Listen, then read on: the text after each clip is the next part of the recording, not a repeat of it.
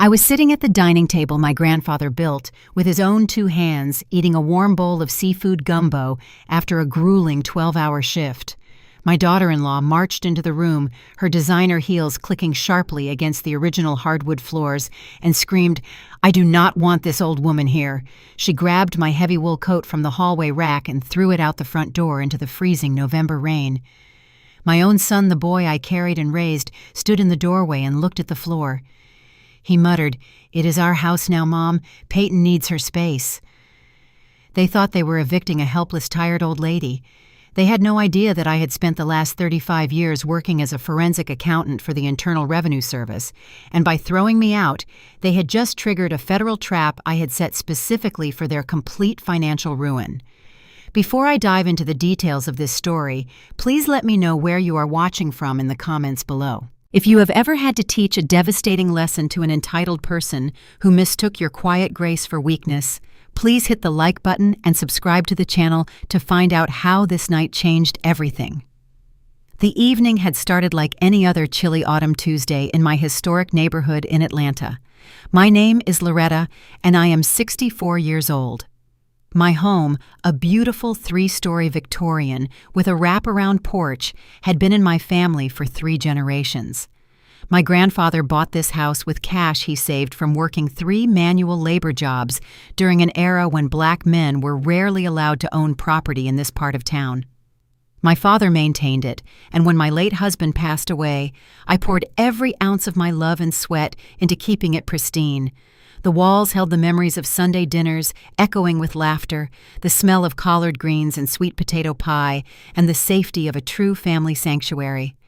I had just gotten home from my office downtown. My bones ached with the kind of deep fatigue that comes from staring at tax discrepancies, offshore shell companies, and wire fraud documents all day. I had heated up a bowl of leftover gumbo, relishing the quiet of the house. The rich dark roux was a recipe passed down from my grandmother. I was taking my 3rd bite when the front door flew open. In walked Peyton, my 31-year-old daughter-in-law. Peyton was a white woman who lived her entire life for the internet. She was an aspiring lifestyle influencer who believed that projecting wealth on social media was the exact same thing as actually having it. She was dressed in a pristine white cashmere sweater and carried a handbag that cost more than most people's monthly mortgage. Behind her trailed my son Kendrick. At 34, Kendrick liked to call himself a tech entrepreneur. He wore expensive sneakers and custom-tailored suits, always pitching the next big application that was going to change the world. I loved my son deeply, but I was not blind to his flaws. He had grown accustomed to cutting corners, a habit his father had unfortunately enabled, and one I had spent decades trying to correct. Tonight, however, there was a different energy radiating from the two of them. It was not their usual subtle condescension. It was raw, unchecked arrogance. Peyton did not even bother to say hello. She stormed right past the entryway, ignoring the custom stained glass window my mother had installed, and stopped at the edge of the dining room. She crossed her thin arms, her pale face flushed with indignation. "I do not want this old woman here," she shouted, her voice echoing off the high ceilings.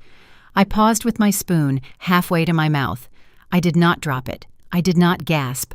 I simply looked at her. Peyton pointed a manicured finger at my face. "You are ruining my aesthetic," she snapped. "I cannot host my brand deals or have my friends over with your dusty antiques everywhere and you constantly hovering around like a ghost. This is a prime piece of real estate, and you are treating it like a museum for poor people. I need you out. Tonight." The sheer audacity of her words hung in the air, heavy and suffocating. I slowly turned my gaze to Kendrick. My son, my flesh and blood, was leaning against the doorframe. He refused to meet my eyes. He stared intensely at a scuff mark on the wooden baseboard. "Kendrick," I said, my voice low and perfectly steady, "what is your wife talking about?" Kendrick shifted his weight uncomfortably, but when he finally looked up, his expression hardened into a mask of cold entitlement. "It is our house now, Mom," he muttered, his voice lacking any warmth or respect. "We have the paperwork. The deed is transferred. Peyton needs her space for her content creation, and honestly, you are just a burden right now. We need to modernize this place. You should go stay at a hotel or find an assisted living facility. I will send you some money for a cab." The words hit me like a physical blow, but my decades of training kicked in immediately. As a forensic auditor, you learn to never react emotionally when the target reveals their hand. You observe, you document, you let them feel in control. Kendrick thought the power of attorney document I had signed during my brief hospital stay for a minor stroke 2 years ago gave him absolute power. He thought he had outsmarted me by quietly transferring the deed of my historic 3-generation family home to his limited liability company.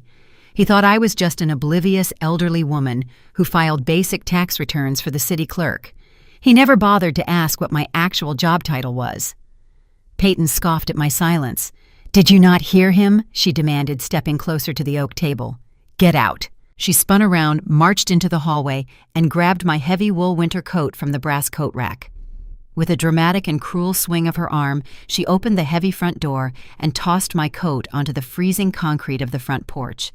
The icy wind immediately whipped into the warm house, carrying the scent of impending winter rain. "Now," she said, pointing to the open door. I looked at the bowl of gumbo in front of me. The shrimp and sausage swam in the dark, rich broth. I took another bite. I chewed it slowly, savoring the spices. Peyton looked like she was about to explode from the lack of a hysterical reaction. I swallowed, placed the silver spoon down on the linen napkin, and gently wiped the corners of my mouth. I pushed my chair back and stood up. I smoothed the wrinkles from my tailored work slacks. I did not yell. I did not plead. I did not remind Kendrick of the nights I stayed up nursing him through childhood asthma, or the multiple times I bailed out his failing business ventures. Begging is for people who do not have leverage. I walked past the dining table, my footsteps silent against the wood. I did not look at Peyton. She was irrelevant to me right now, simply a loud distraction. I stopped briefly in front of Kendrick. He stiffened, expecting a slap or a tearful plea. Instead, I just looked deep into his eyes, searching for the little boy I had raised. All I saw was greed and a desperate need to impress a woman who would abandon him the second his credit score dropped. I gave him a small, tight nod. "I hope you know exactly what you are doing, Kendrick," I said softly. Then I walked to the hallway closet. I ignored the designer jackets Peyton had already shoved in there, taking up my space. I reached up to the top shelf and pulled down the only item I truly needed: my vintage red leather briefcase. It was scuffed at the edges, heavy with the weight of hard facts and undeniable truths. Peyton rolled her eyes. "Look at her clinging to that ugly old bag," she sneered, crossing her arms again. "Hurry up and leave." I walked out the front door, stepping onto the porch. The door slammed shut behind me with a loud, definitive thud. I heard the heavy deadbolt slide into place. The temperature outside was dropping rapidly, and a fine mist of freezing rain had begun to fall, soaking into the concrete. I picked up my coat from the wet ground, brushed off a dead leaf, and slipped it over my shoulders. I stood there on the sidewalk, looking up at the house. The warm yellow light spilled from the dining room windows. I could see Peyton inside, immediately taking selfies by the antique fireplace, while Kendrick poured himself a glass of my late husband's expensive scotch. They were celebrating their victory. They were toasting to the brilliant theft of $1 million property from a defenseless old widow. I felt a cold smile creep onto my face. I walked down the street toward the corner where the street lamp cast a long shadow over the damp pavement. I found a dry spot on a stone retaining wall and rested my red leather briefcase upon it. I unlatched the brass locks. The sharp click echoed in the quiet street. Inside, neatly organized into immaculate files, was the complete financial anatomy of my son's miserable little empire. I bypassed the files on his failing tech startup and the copies of Peyton's maxed-out credit cards. I reached into the back compartment and pulled out a thick manila folder labeled Kendrick LLC Debt Obligations. I pulled out my cell phone. The screen illuminated the darkness around me. I scrolled to my contacts and pressed dial. The phone rang twice before a deep, gravelly voice answered. "Yes, Loretta," the voice said.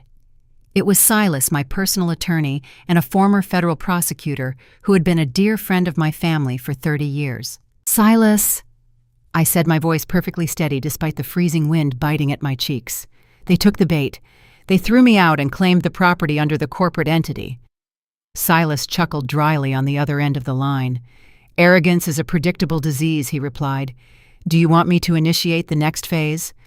I looked back at the house one last time, watching the silhouettes of my son and his wife moving through the rooms that belonged to my ancestors. Yes, I said. Freeze the secondary accounts. Let them think they have won the lottery right up until they realize they cannot even buy a cup of coffee. I hung up the phone and slid it back into my coat pocket. The trap was officially set, and the jaws were about to snap shut. The drive through the slick, dark streets of Atlanta took exactly 45 minutes, but it felt like an entire lifetime had passed. The rain had turned from a light autumn drizzle into a heavy, unforgiving downpour, washing the city streets in a cold, slick sheen. I gripped the leather steering wheel of my reliable sedan, my knuckles tight, my breathing slow and measured. The windshield wipers beat a steady, rhythmic thud, pushing the heavy water aside, just like I was pushing my emotions down into a dark, quiet corner of my mind. I parked my car in the brightly lit parking lot of an extended stay hotel just off the busy interstate highway. It was the kind of transient place where traveling salesmen and displaced families stayed when life took an unexpected turn. The neon sign buzzed loudly above the automatic glass doors, casting a harsh blue light across the wet pavement. I walked into the lobby, my vintage red leather briefcase held tightly against my side, shielding it from the rain. The young clerk at the front desk looked exhausted, but she offered a polite practice smile as she handed me the plastic key card to a standard room on the 3rd floor. I took the elevator up. The narrow hallway smelled faintly of industrial carpet cleaner and old stale cigarette smoke. It was a sharp, painful contrast to the comforting scent of cedarwood and fresh lemon oil that always filled my historic home. I unlocked the door to room 312 and stepped inside, turning on the overhead light. The room was aggressively ordinary and completely devoid of warmth. There were 2 double beds covered in stiff, generic floral bedspreads, a small laminated desk in the corner, and a tiny kitchenette with a loudly humming mini fridge. I walked over to the desk, placed my briefcase down, and took off my damp wool coat, draping it carefully over the back of the stiff wooden chair. I sat down on the edge of the bed, feeling the cheap metal springs creak under my weight. For a brief, fleeting second, the sheer reality of what had just happened threatened to wash over me. My own flesh and blood, the boy I carried in my womb, had cast me out into the cold rain so his entitled wife could use my family legacy as a backdrop for her internet videos. The pain in my chest was sharp and deep, but I refused to let a single tear fall from my eyes. Tears are a luxury reserved for the helpless, and I was far from helpless. Suddenly my cell phone began to vibrate violently in my pocket, buzzing against my leg. I pulled it out and looked at the glowing screen. The notifications were rolling in one after another, rapid and relentless. They were all messages from Peyton. I swiped the screen to open the text thread. The first message read, "Do not even think about trying to come back here, old woman." The second one arrived a second later saying the locks have already been changed and the security alarm code is completely reset. The third message was a digital photograph. It was a selfie of Peyton and Kendrick standing in my grand hallway holding crystal glasses filled with my late husband's expensive scotch. Peyton was kissing Kendrick's cheek and he was smiling a weak, cowardly smile, staring into the camera lens. Beneath the picture, she had typed a final message saying, "This is our kingdom. Now enjoy the cheap motel room." I stared at the photograph of my son for a long time. I searched his eyes, looking for any trace of the little boy who used to hold my hand during Sunday service at our church. I looked for the teenager who promised he would always take care of me after his father suddenly passed away. There was absolutely nothing there, just a hollow, weak man trying to buy the temporary affection of a woman who would drain his bank accounts dry and abandon him the second his credit score dropped. I did not reply to her cruel messages. Engaging with an arrogant fool only proves that you share their lack of wisdom. Instead, I turned my phone on silent mode and placed it face down on the cheap nightstand next to the bed.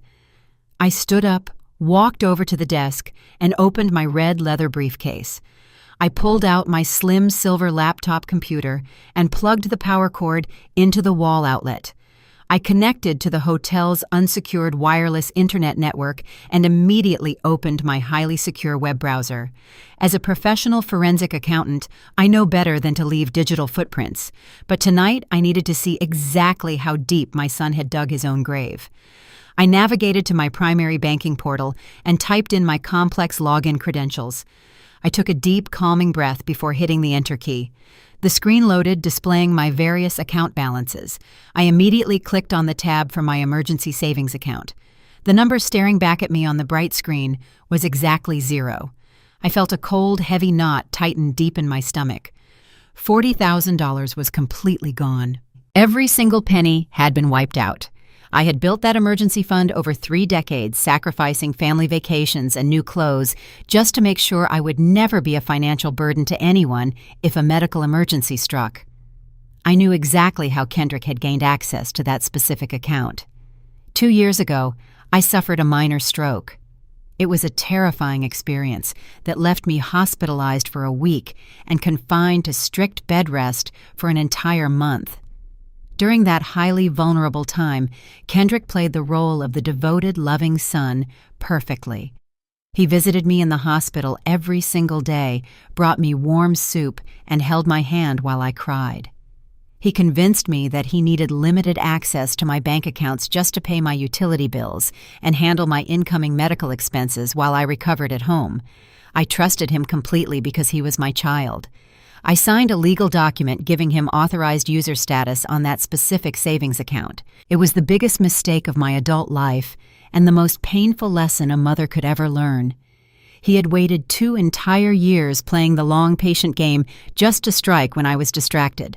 The banking ledger showed that he had transferred the entire $40,000 to his failing tech startup business account earlier that very afternoon, right before Peyton threw me out of my own home.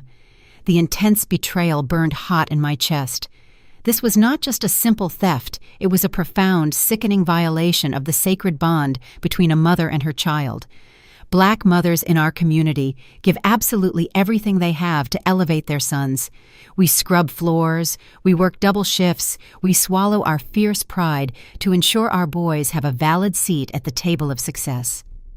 I had given Kendrick every possible advantage in life. I paid for his expensive college tuition completely out of pocket so he would graduate without a single dollar of student loan debt. I co-signed the lease on his first luxury apartment when his credit was poor, and this was his ultimate gratitude. Leaving his aging mother penniless in a cheap motel room while his entitled wife paraded around the home my hard-working ancestors bled to secure. But they severely underestimated the intelligent woman they were dealing with tonight. They saw a tired old grandmother. They did not see the seasoned financial investigator who spent 35 years hunting down wealthy tax evaders and corporate embezzlers for the federal government. I closed the savings account tab and opened my personal email inbox to check for any other alerts. There were several unread messages, but one in particular caught my sharp eye. It was an automated alert from the central banking institution where I previously held the mortgage on my home. The subject line read, "Congratulations on your recent loan approval and wire transfer."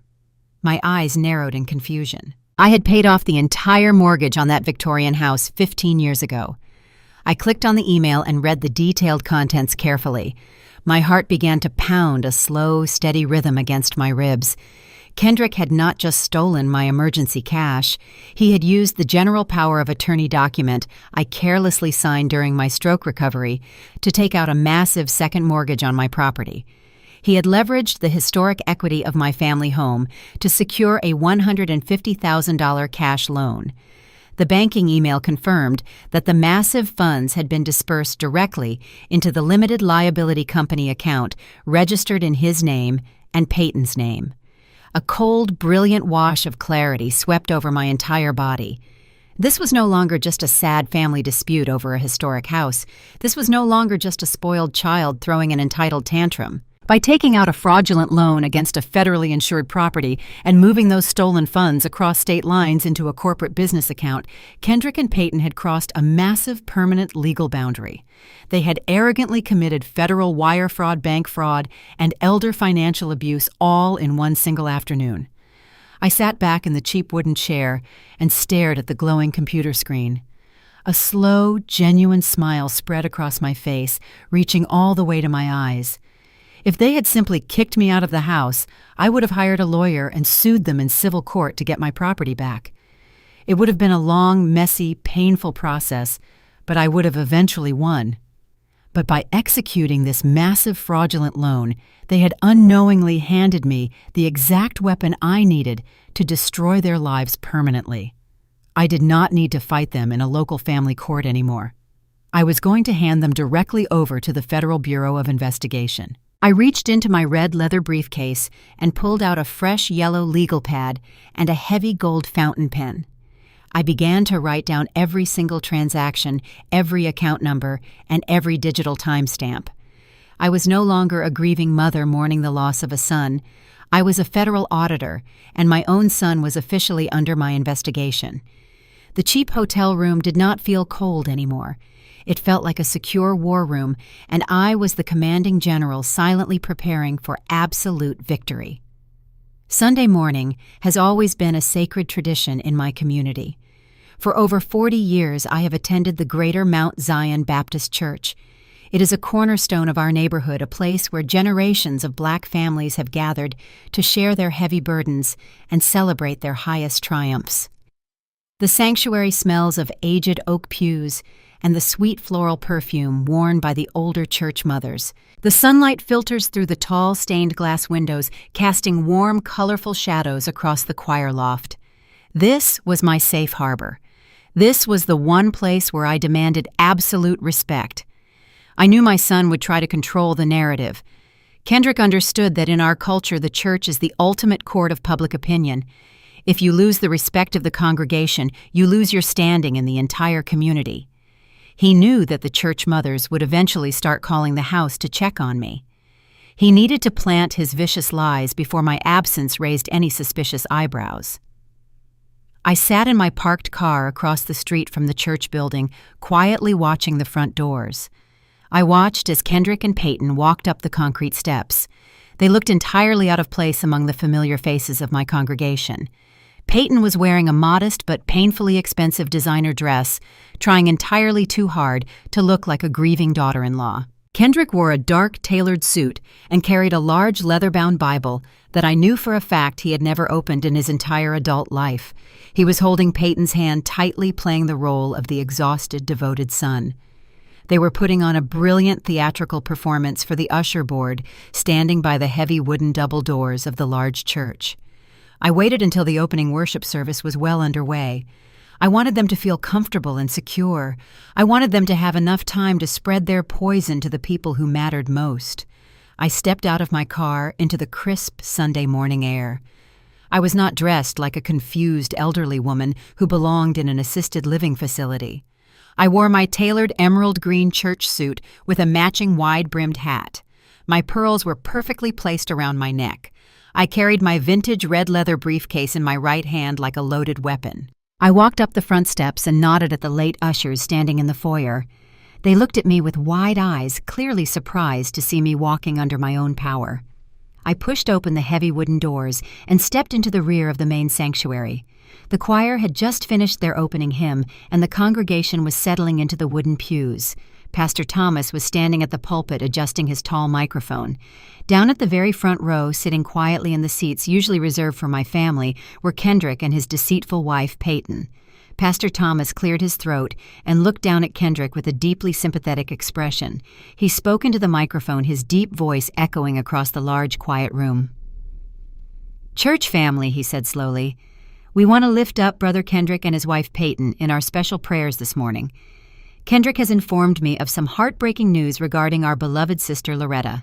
He tells me that her mind is rapidly failing her and that they had to make the incredibly difficult decision to move her to a full-time care facility for her own personal safety and health."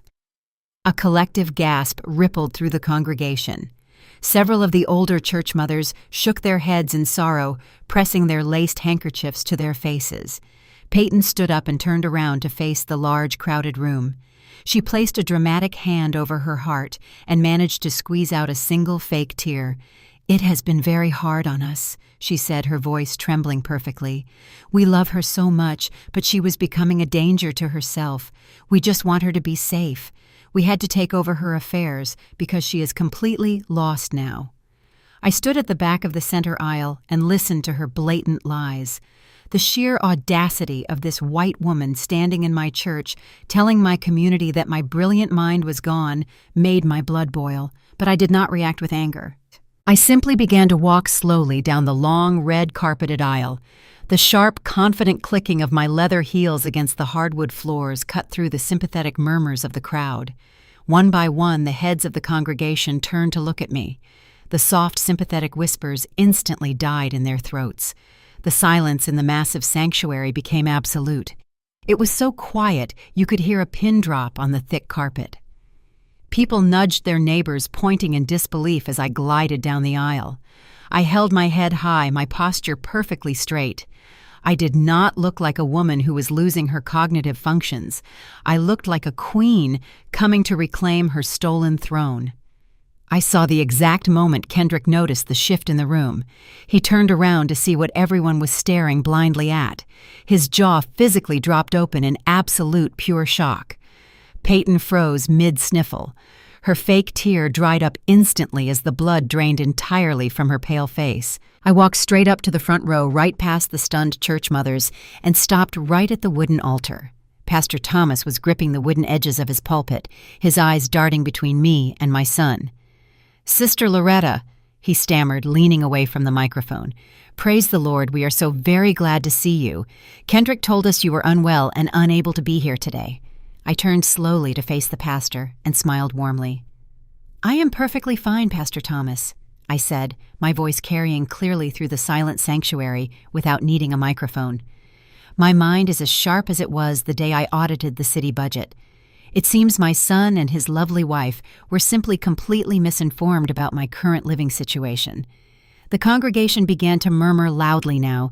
The older women who had just been crying for my tragic mental decline were now glaring fiercely at the back of Kendrick's neck. They knew a liar when they saw one, and my son was exposed under the bright sanctuary lights. Kendrick stood up, his hands visibly shaking at his sides. "Mom," he whispered, his voice cracking with panic. "What are you doing here? You are supposed to be quietly resting at the facility." I turned my attention fully to him. I looked him up and down, taking in the expensive suit he bought using the money he stole from my emergency savings account. "I am not going anywhere near a facility, Kendrick," I said calmly. "I came here today because I needed to bring you something very important. You left in such a rush last night you forgot your mail." I opened my vintage red leather briefcase right there in front of the altar. I reached inside and pulled out a thick white envelope bearing the unmistakable official seal of the Internal Revenue Service. I had used my federal credentials to expedite this particular piece of mail directly to his registered business address, but I had intercepted it from the mailbox before they threw me out. I held the sealed envelope out toward him. The harsh fluorescent lights above the choir loft reflected off the crisp white paper. Kendrick stared at it as if I were holding a venomous snake. "Take it, Kendrick," I said, my voice gentle but laced with lethal intent. "You dropped this at the house. It is from the Internal Revenue Service. I noticed it is marked urgent. You really should not ignore federal correspondence when you are running a limited liability company." The mention of the Internal Revenue Service sent a visible shockwave through the front pews. "In our community, everyone knows you do not play games with the federal government." Peyton could not handle the suspense. Her carefully crafted public image was crumbling in real time, and her panic overrode her common sense completely. She stepped out from the pew and violently snatched the heavy white envelope directly from my outstretched hand. She tore the top open with her long manicured fingernails, ripping the paper in her frantic haste. She pulled out the thick stack of official federal documents and began to read the bold black text on the very first page. I watched closely as her eyes scanned the formal government letterhead. I watched as her chest began to heave with sudden, rapid, panicked breaths. The arrogant smirk she had worn just 24 hours ago was completely erased from her trembling lips. To truly understand the absolute cruelty of what my son and his wife had done, you have to understand the toxic well from which Peyton drew her ambition. Her father was Richard Sterling, a man whose name was plastered across the sides of the expensive luxury condominium developments in the Atlanta area. Richard was a ruthless businessman who measured human worth in square footage and profit margins. He had cut Peyton off financially when she decided to drop out of her expensive private university to pursue a career as an internet lifestyle influencer. For the past 5 years, she had lived in a state of trying to win back his approval and his massive checkbook. She wanted to prove to him that she was a savvy real estate visionary just like him. She did not love Kendrick. She loved the fact that Kendrick had direct blood ties to a prime piece of undivided corner lot real estate in a rapidly gentrifying neighborhood. For years, Peyton had mocked my historic neighborhood. She would complain about the cracked sidewalks, the older homes, and the black families who had lived there for generations. She called it gritty and depressing whenever she was forced to attend our Sunday dinners. But as the city expanded and the tech boom brought wealthy young professionals into the urban core, those older neighborhoods became gold mines. The developers were circling like vultures looking for any excuse to bulldoze our history and erect glass structures with rooftop pools and overpriced coffee shops. Peyton knew that my corner lot was the crown jewel of the entire block. It was the largest property with zoning laws that would easily allow for a massive multi-unit luxury complex. She had promised her father this exact piece of land, hoping it would be her golden ticket back into his wealthy inner circle. The morning after they threw me out into the freezing rain, Peyton was pacing the original hardwood floors of my living room. She was practically vibrating with nervous energy, holding her latest expensive smartphone tightly in her pale hand. Kendrick was sitting on my vintage velvet sofa massaging his temples. He was nursing a severe hangover from the expensive scotch he had consumed the night before.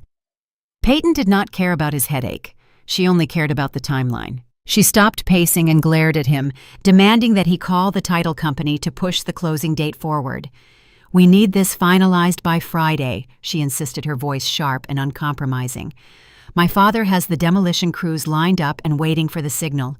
If we delay this, he will pull his investment, and I will look like an absolute fool."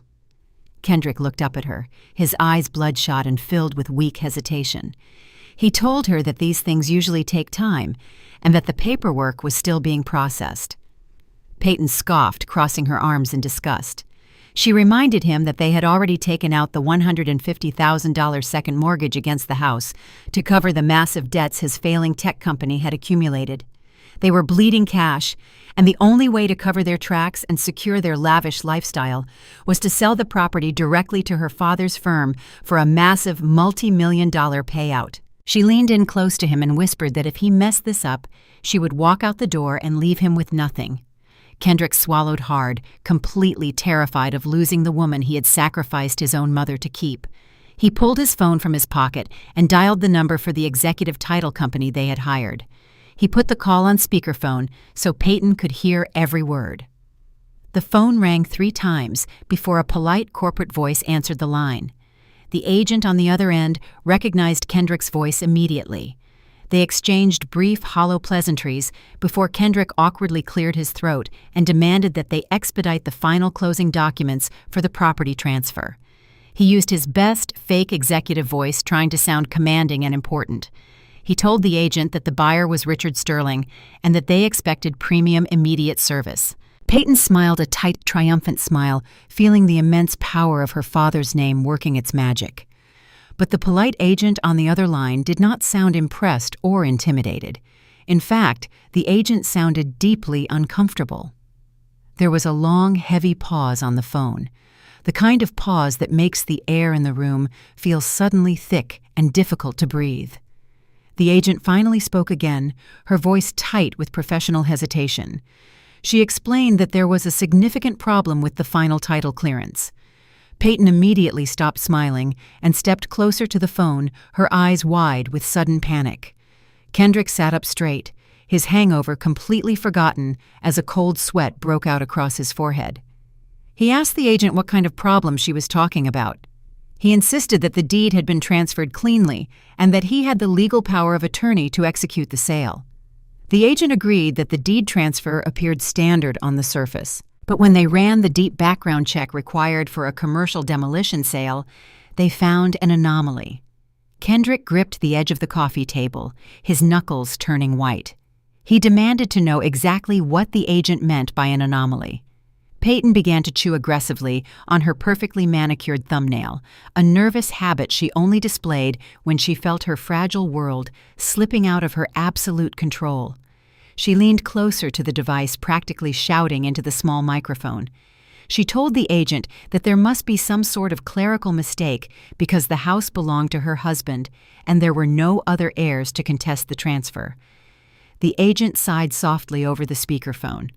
She told them that this had nothing to do with another family member trying to claim ownership. The issue was purely financial and legally binding.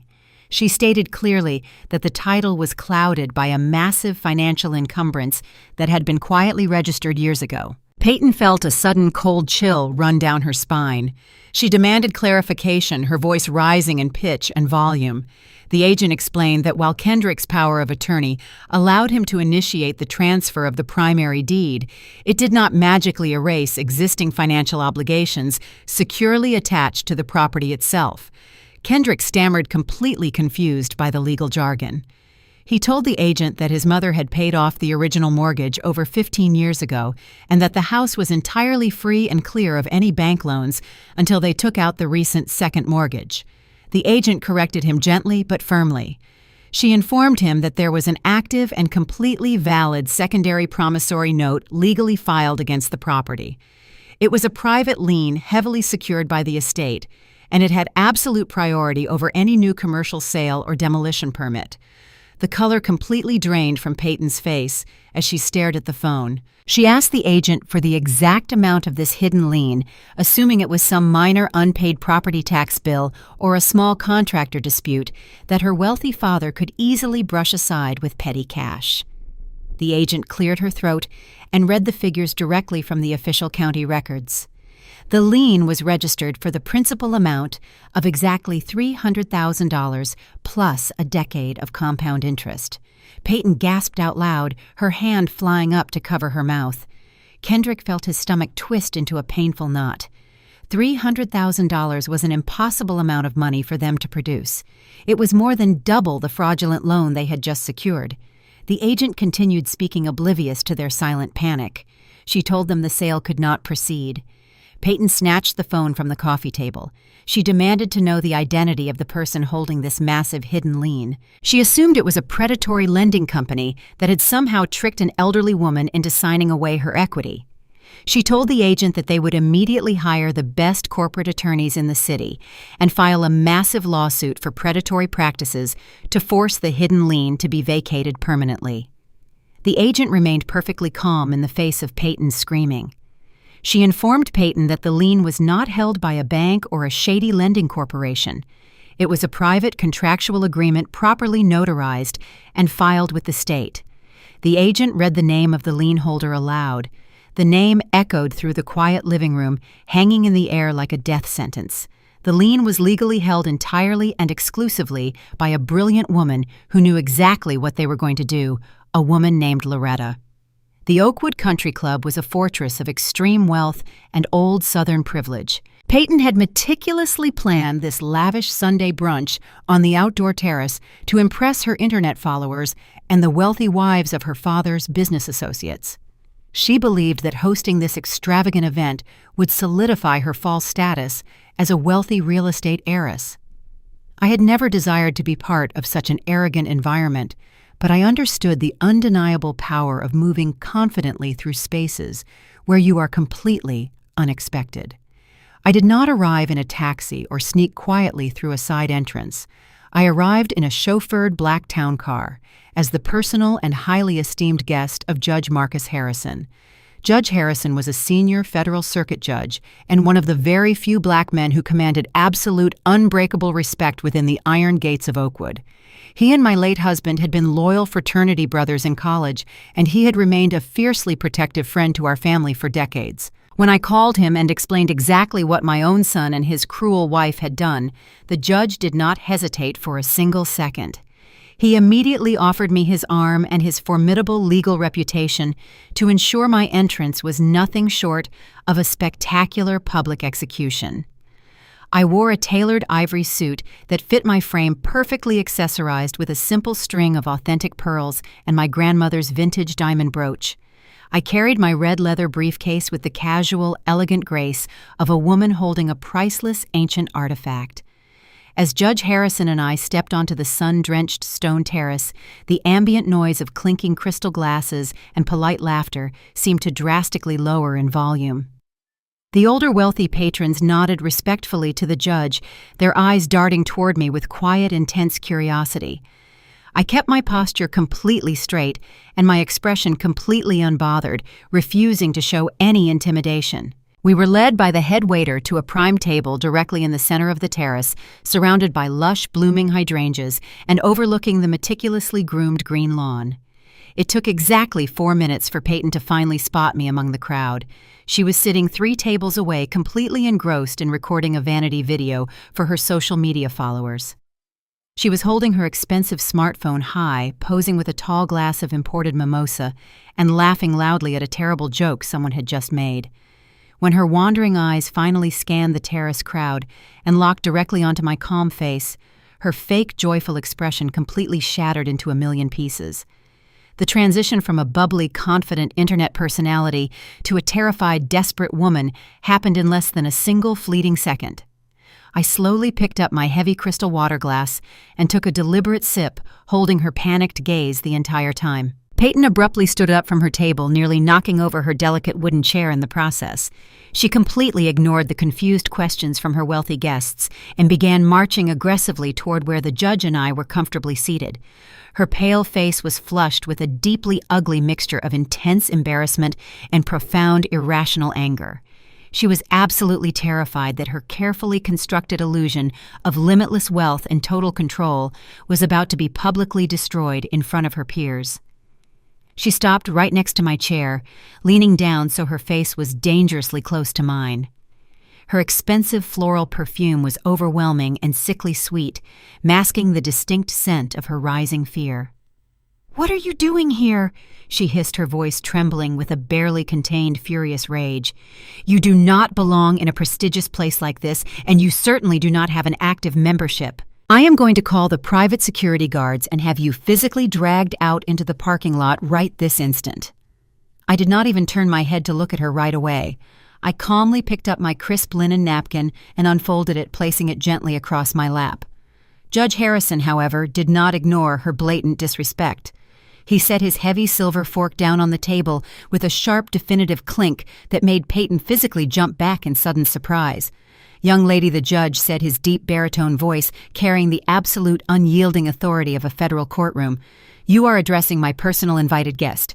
If you so much as look at a security guard, I will personally see to it that your entire table is escorted off the premises for harassing a senior member of this club. Do you understand me clearly?" Peyton swallowed hard, her pale throat bobbing nervously as she realized exactly who was speaking to her. She knew exactly who Judge Harrison was, and she knew her wealthy father would absolutely destroy her if she caused a public scene with a sitting federal judge. She took a slow, cowardly step back, her hands shaking visibly at her sides. I finally turned my head to look directly at her. The sheer naked panic in her eyes was immensely satisfying, but I kept my face entirely void of any readable emotion. "I am not here to eat the overpriced eggs, Peyton," I said softly, my voice pitched so only she could hear the absolute finality in my words. "I am here to deliver a very simple message. I know exactly what you and Kendrick are secretly trying to do. I know all about your desperate, frantic plan to sell my family home to your father, Richard Sterling, to cover up the massive financial failures of your husband." Peyton desperately tried to mask her extreme shock, but she was a terrible actress under real pressure. "How do you know about that?" she stammered, her false confidence rapidly bleeding out onto the pristine terrace floor. "It does not matter how I know," I replied, leaning forward just a tiny fraction of an inch. "What actually matters is that your entire pathetic scheme is officially dead.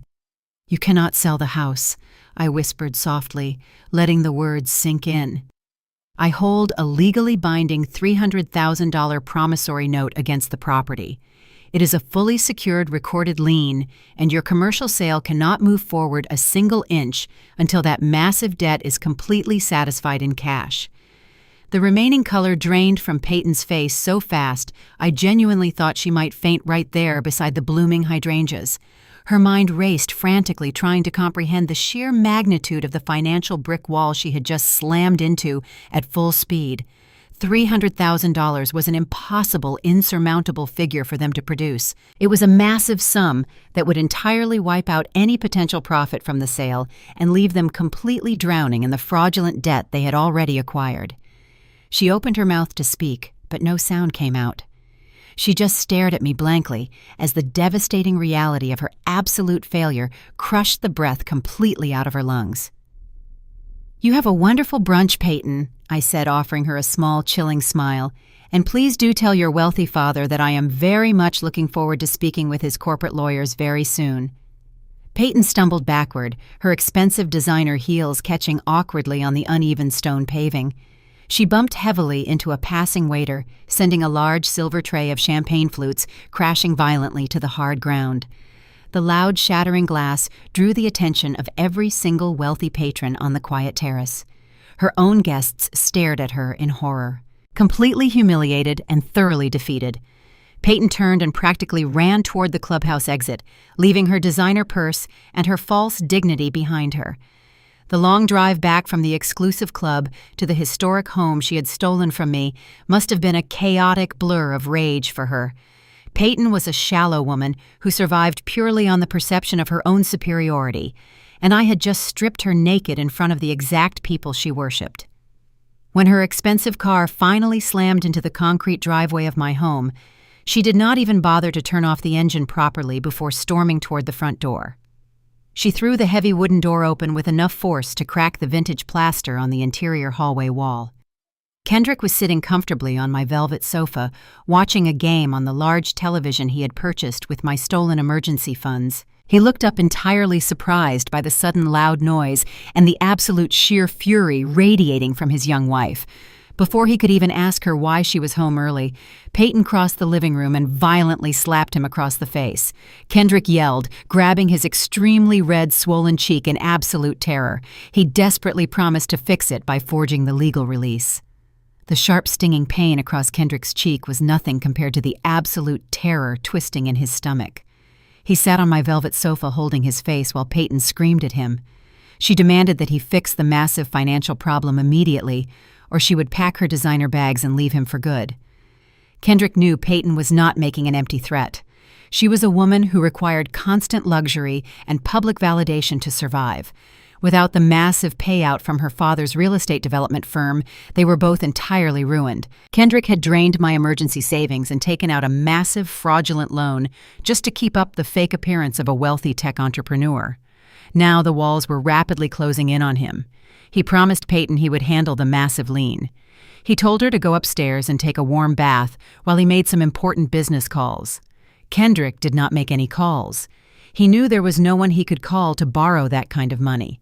His credit was completely destroyed, and his tech startup was nothing but an empty shell company bleeding cash every single day. He walked slowly into the small downstairs room that used to be my peaceful sewing sanctuary. He had converted it into his modern home office, throwing out my antique sewing machine to make room for expensive computer monitors and sleek metal desks. He sat down in his expensive leather chair and stared blankly at the glowing screens. Kendrick had always been a boy who looked for the easiest way out of any difficult situation. When he was in middle school, I caught him copying his math homework from a classmate. I sat him down at the kitchen table and made him redo the entire assignment from scratch. I tried to teach him that, as a young black man in America, he would have to work twice as hard just to get half as far. I told him that integrity was the only currency that truly mattered in the long run. But my late husband Raymond had a much softer heart when it came to our only son. Raymond was a good, hard-working man, but he hated seeing Kendrick frustrated or upset. Whenever I tried to impose strict discipline, Raymond would quietly step in and smooth things over. If Kendrick quit a summer job because the manual labor was too difficult, Raymond would secretly slip him pocket money so he would not miss out on going to the movies with his friends. Raymond thought he was protecting our son from the harsh realities of the world, but he was actually teaching him an incredibly dangerous lesson. He taught Kendrick that negative consequences were entirely flexible and that someone would always be there to clean up his messes. After Raymond passed away, I tried my absolute best to correct those deep character flaws. But Kendrick was already a grown man completely addicted to the illusion of effortless success. He gravitated toward the technology sector because he believed it was a magical place where you could become a millionaire overnight without doing any real hard physical labor. He spent his days pitching vague application ideas to investors and his nights trying to impress shallow women like Peyton. He believed that rules were simply minor suggestions meant for ordinary people, and he considered himself far above ordinary. Sitting in his home office, Kendrick realized he had only one desperate option left. If he could not physically pay the $300,000 promissory note, he would simply have to erase it from the official county records.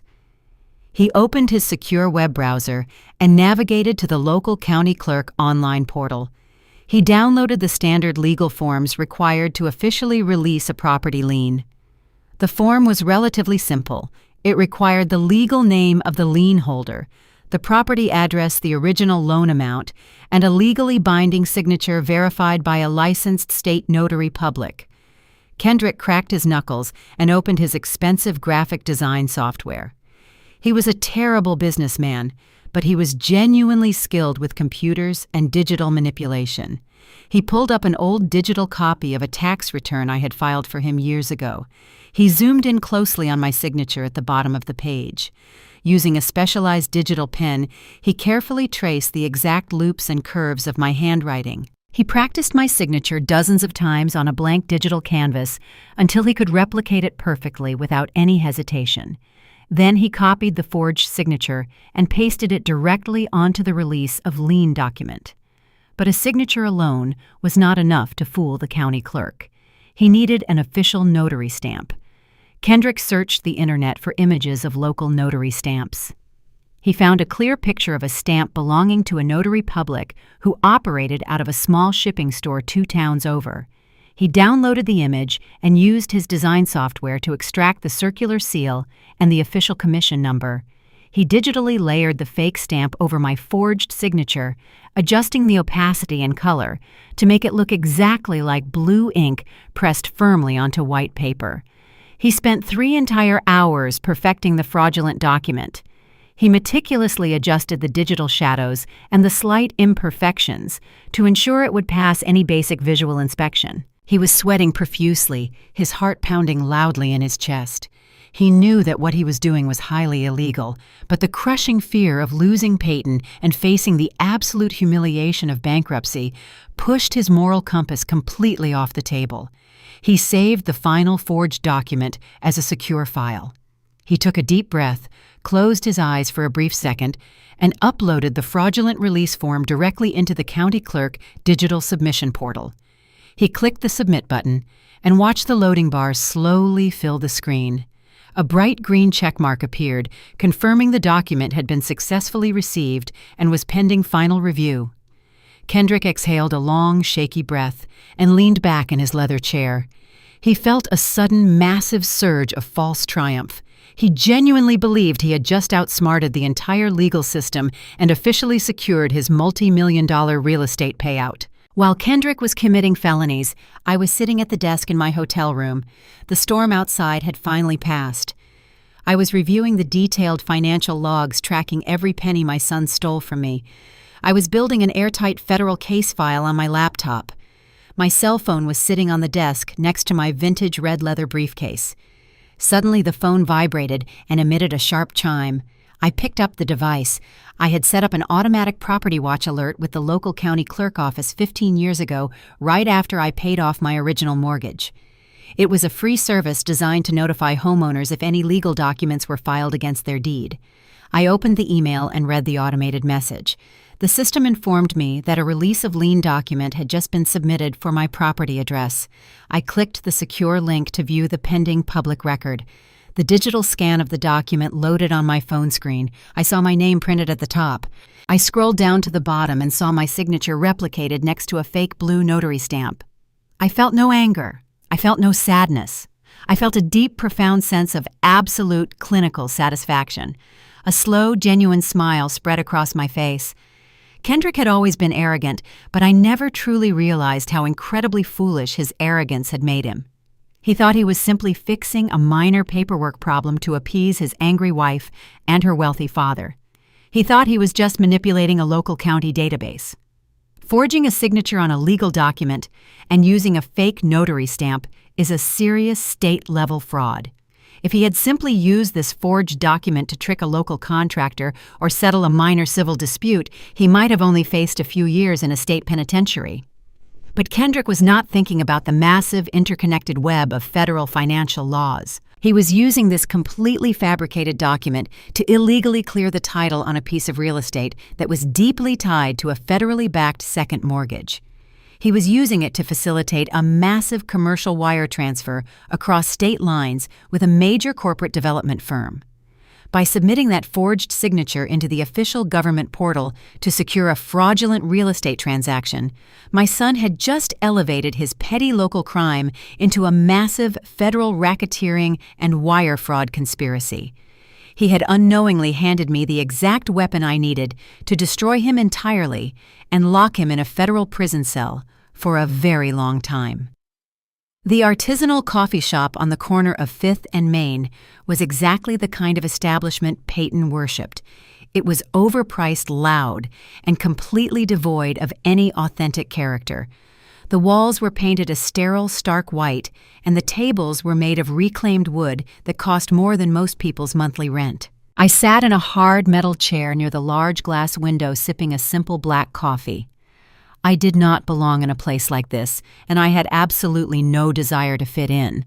I was only here because Peyton had sent me a text message earlier that morning demanding a brief meeting.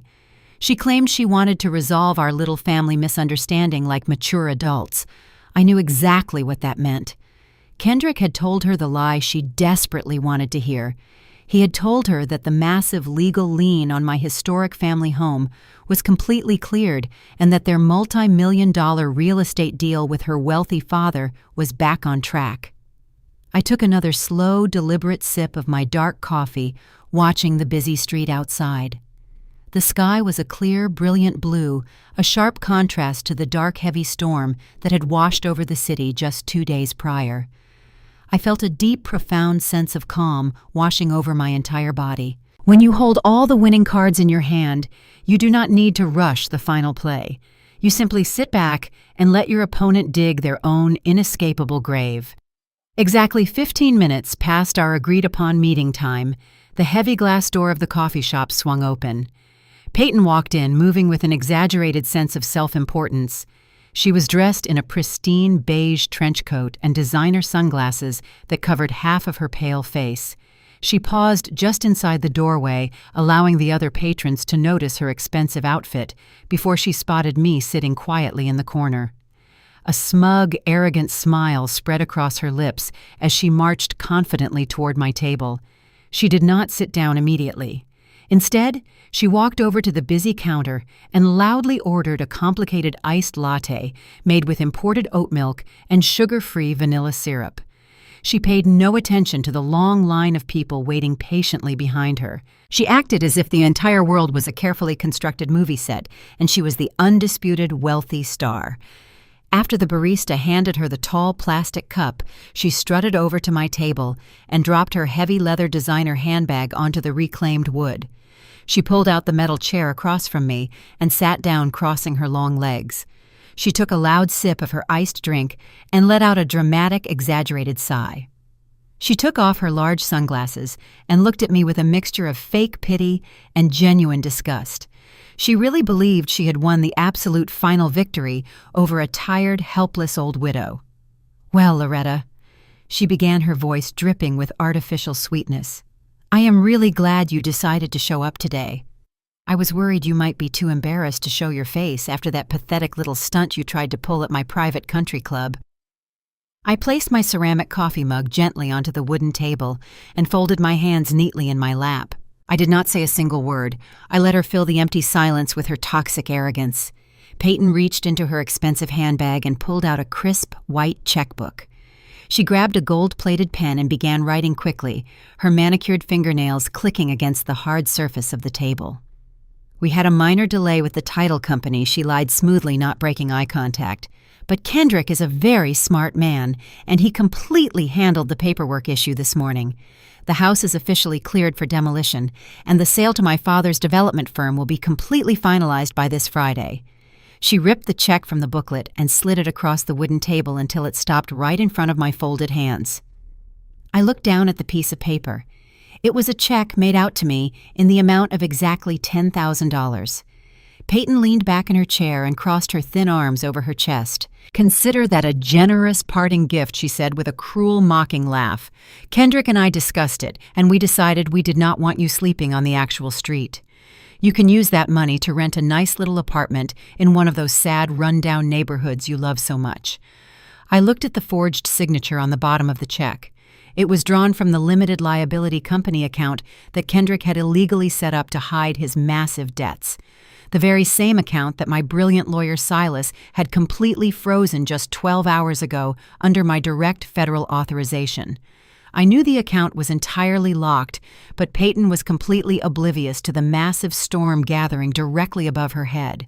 Peyton leaned forward, resting her elbows on the table, getting uncomfortably close to my face. "You really thought you could stop us," she whispered, her voice laced with pure venom. "You are just a sad, lonely old woman who cannot accept the fact that your time is completely over. Your husband is dead. Your son chose me over you. Your historic house is going to be reduced to a pile of dirty rubble by next week. You have absolutely nothing left, Loretta. You should take that $10,000 and disappear quietly before you embarrass yourself any further." She leaned back again, entirely satisfied with her cruel monologue. She picked up her iced latte and took another loud, arrogant sip. I looked at the $10,000 check one more time. I reached out with my right hand and placed my index finger firmly in the center of the paper. I slowly pushed the check back across the wooden table, sliding it until it touched the base of her plastic cup. I looked directly into her cold, shallow eyes. "Keep it, Peyton," I said, my voice perfectly calm and completely devoid of any emotion. "You are going to need every single penny of that money for your criminal defense retainer fees." Peyton stared at me for a long second before bursting into a loud, obnoxious fit of laughter. She thought my statement was simply the desperate, bitter parting shot of a defeated old woman. She shook her head, grabbed the check, and shoved it carelessly back into her designer handbag. "You are completely delusional, Loretta," she laughed, standing up from the metal chair. "But I really do not have any more time to waste on your pathetic jealousy. I have a highly important meeting with my wealthy father to finalize the demolition permits. Enjoy your cheap black coffee." She threw her beige trench coat over her shoulder and marched away from the table, leaving a cloud of expensive floral perfume in her wake. I stayed in my seat and watched her walk confidently toward the front counter. She remembered that she had not actually paid for her complicated iced latte yet, because the young barista had been too intimidated by her loud demands to run her card earlier. Peyton reached into her designer wallet and pulled out a heavy metal platinum credit card. She handed it to the young man behind the cash register without even looking at him. I watched as he swiped the heavy card through the digital machine. A bright red error message flashed instantly on the small screen. The young barista looked confused and politely asked her to swipe it again. Peyton rolled her eyes, let out an annoyed sigh, and inserted the card's metal chip into the reader. The machine beeped loudly, displaying the exact same bright red error message. "Declined." The barista looked up at her with a mixture of extreme awkwardness and rising pity. "I am so sorry, ma'am," he said softly, "but your bank has completely declined this transaction." Peyton froze, her pale face turning a bright, angry shade of crimson. She quickly pulled out a second credit card and shoved it into the machine. It beeped again. "Declined." I picked up my ceramic mug and took one final satisfying sip of my dark coffee, watching my son's arrogant wife realize that her entire illusion of limitless wealth had just completely evaporated into thin air. She tried a third card, her hands shaking violently now. The machine emitted that same dreadful, harsh beep. The screen flashed the word "declined" for the third consecutive time. The line of waiting customers behind her began to murmur and shift uncomfortably. Peyton looked absolutely terrified. Her meticulously crafted wealthy facade was crumbling in a busy public space for everyone to witness. She grabbed her useless plastic cards, completely humiliated, and practically ran out of the coffee shop, leaving her overpriced drink untouched on the counter. Peyton drove back to the house like a woman possessed by a furious demon. She gripped the leather steering wheel of her expensive imported sports utility vehicle so tightly that her knuckles turned completely white under her perfectly manicured fingernails. The massive humiliation she had just suffered at the artisanal coffee shop was burning a permanent hole straight through her incredibly shallow soul. Her heavy platinum credit cards had been completely declined in front of a dozen ordinary strangers, and she had been forced to practically run out of the building like a common shoplifter. She desperately tried to convince herself that it was simply a minor banking error or a temporary digital glitch in the fraud security system, but the cold, dead look in my eyes when I told her to save her money for a criminal defense lawyer kept repeating over and over in her mind. She slammed her heavy vehicle into the concrete driveway of my historic family home, completely ignoring the beautiful rose bushes my late husband had meticulously planted near the edge of the property. She stomped heavily up the wooden front steps and burst violently through the front door, screaming Kendrick's name at the top of her lungs. She demanded to know exactly why their joint bank accounts were suddenly malfunctioning and why she was being treated like an absolute peasant in her own upscale neighborhood. Kendrick was sitting in the small downstairs room he had stolen from me, completely oblivious to his wife's massive public humiliation. He was staring blindly at the large dual computer monitors on his expensive modern desk, sweating profusely in the cool air-conditioned room.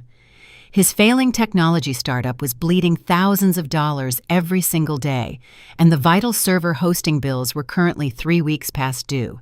The corporate vendors were beginning to send highly aggressive emails threatening to completely shut down the entire digital infrastructure of his company if he did not submit a massive wire transfer by the end of the current business day. Kendrick wiped the nervous cold sweat from his forehead with the back of his trembling hand. He was not actually worried about the angry vendors because he fully believed he had just permanently solved all of his massive financial problems by forging my legal signature on the official release of lien document. He foolishly assumed the $300,000 obstacle had been successfully erased from the official county records and that the massive multi-million-dollar real estate payout from Peyton's wealthy father was entirely guaranteed. He just needed to quietly transfer a few $1,000s from his corporate business line of credit to keep the crucial servers running for a few more days until the commercial house sale was finalized and the massive check cleared his account. He opened a new digital tab on his secure web browser and navigated directly to the online portal of his primary corporate banking institution. He typed in his complex security password and pressed the enter key with a heavy sigh of temporary relief. But the computer screen did not load his normal financial account dashboard. Instead, the entire web page suddenly flashed a stark, bright red color, displaying a massive security warning symbol directly in the center of the large monitor. The bold black text beneath the warning symbol read, "Access denied, account suspended, pending federal review." Kendrick's heart completely stopped beating in his chest for a terrifying, agonizing second. He frantically clicked the digital refresh button on his internet browser, desperately hoping it was just a temporary network glitch. The computer screen reloaded, but the bright red warning symbol remained securely in place, mocking his rising panic. He aggressively tried to navigate to his secondary savings accounts and his personal checking balances, but every single digital link he clicked resulted in the exact same terrifying red error message. His entire financial existence had been completely and totally locked down. Every single dollar he had stolen from me, every line of corporate credit he had leveraged, and every penny of the fraudulent second mortgage loan were entirely inaccessible. A cold, paralyzing wave of absolute pure terror washed over his entire trembling body. He grabbed his expensive cell phone from the wooden desk with shaking hands and immediately dialed the direct priority telephone number for his corporate account manager. The phone rang for what felt like an absolute eternity before a stern, completely unfamiliar voice answered the secure line. It was not his usual friendly account manager who always treated him like a wealthy young tech genius. It was a senior representative from the Central Bank Fraud Investigation Department. Kendrick desperately tried to keep his voice completely steady, putting on his fake, arrogant executive persona. He loudly demanded to know exactly why his corporate accounts were experiencing a massive digital malfunction, and insisted that they restore his full financial access immediately because he had highly important corporate payroll transfers to execute before the end of the day. The fraud representative did not apologize and did not sound even slightly intimidated by his aggressive, disrespectful tone. The representative calmly informed him that there was absolutely no technical malfunction occurring and that his entire financial portfolio had been intentionally frozen by a direct legal mandate. Kendrick screamed into the phone, demanding to know exactly who had the legal authority to freeze a registered limited liability company account without presenting a prior court order. He arrogantly threatened to hire an entire team of expensive corporate lawyers and sue the massive banking institution for millions of dollars in financial damages for illegally interrupting his crucial business operations. The representative paused for a brief silent moment before reading the formal legal notes directly from his official bank file. The representative stated clearly that the primary financial guarantor of his original small business loan had officially flagged the account for highly suspicious activity and potential interstate wire fraud. Kendrick felt the oxygen completely leave his lungs. 3 years ago, when he was desperately trying to launch his technology startup, he could not secure a standard commercial loan because his personal credit score was terribly low from years of reckless spending. He had come to my house crying and begging for my financial help. Because I genuinely loved my only son and wanted him to finally succeed in life, I agreed to legally co-sign his initial commercial loan, acting as the primary financial guarantor on the account. Kendrick had always arrogantly assumed that I was just a naive elderly woman who pushed boring pieces of paper around a dusty municipal cubicle. For his entire adult life, he never actually bothered to ask about the specific, highly complex details of my professional career. Whenever his pretentious, wealthy friends asked what his mother did for a living, he would simply wave his hand dismissively and say she did taxes for the city. He genuinely thought I was a low-level government clerk who filed basic municipal tax returns for working-class families. He had absolutely no idea that I was actually a senior forensic auditor for the Internal Revenue Service. He did not know that I spent my entire extensive career tracking down sophisticated corporate embezzlers, investigating offshore shell companies, and legally freezing the hidden assets of wealthy, dangerous criminals. As the primary legal guarantor of his business loan, I had the absolute, undeniable legal right to instantly freeze his accounts if I suspected any fraudulent corporate activity. I did not need a judge or a formal court order. I just needed my federal credentials and one simple phone call to my brilliant lawyer, Silas. The bank representative coldly informed Kendrick that the complete financial freeze would remain in absolute effect until a full federal audit was officially completed by the government. The secure phone line went completely dead, leaving Kendrick listening to a hollow, terrifying dial tone. He dropped his expensive cell phone onto the desk, staring blankly at the bright red warning screen illuminating his dark office. At that exact, terrible moment, the heavy wooden door to his home office violently swung open, and Peyton marched into the quiet room. Her pale face was contorted into a deeply ugly mask of pure, unadulterated rage. She aggressively threw her expensive designer handbag all the way across the room, hitting the painted wall with a loud, violent thud. She screamed at the top of her lungs that her platinum credit cards had been completely declined at the local coffee shop and demanded that he fix the embarrassing banking error immediately. She told him that she had just endured the absolute most humiliating public experience of her entire privileged life, and that she was not going to tolerate living like a poor, helpless person for a single second longer. Kendrick slowly turned his leather office chair around to face his screaming, furious wife. His face was completely pale, drained of all color, and his hands were physically shaking uncontrollably. He looked deeply into Peyton's angry eyes and finally told her the absolute, devastating truth. He quietly told her that there was no technical banking error and that all of their stolen money was completely gone. Peyton stopped screaming instantly and stared at him in absolute, horrified silence. She asked him in a shaky whisper what he meant by the word gone. Kendrick swallowed hard and explained that his mother had somehow legally frozen every single financial account tied to his name and his entire corporate company.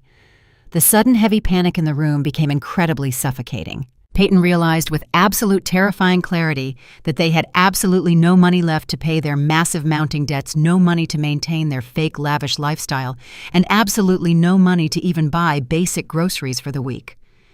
She began to aggressively pace the small room like a trapped, desperate animal, her shallow mind racing with dark, terrifying thoughts.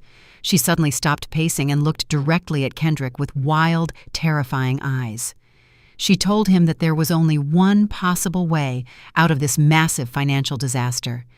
They desperately needed the millions of dollars from her wealthy father right now.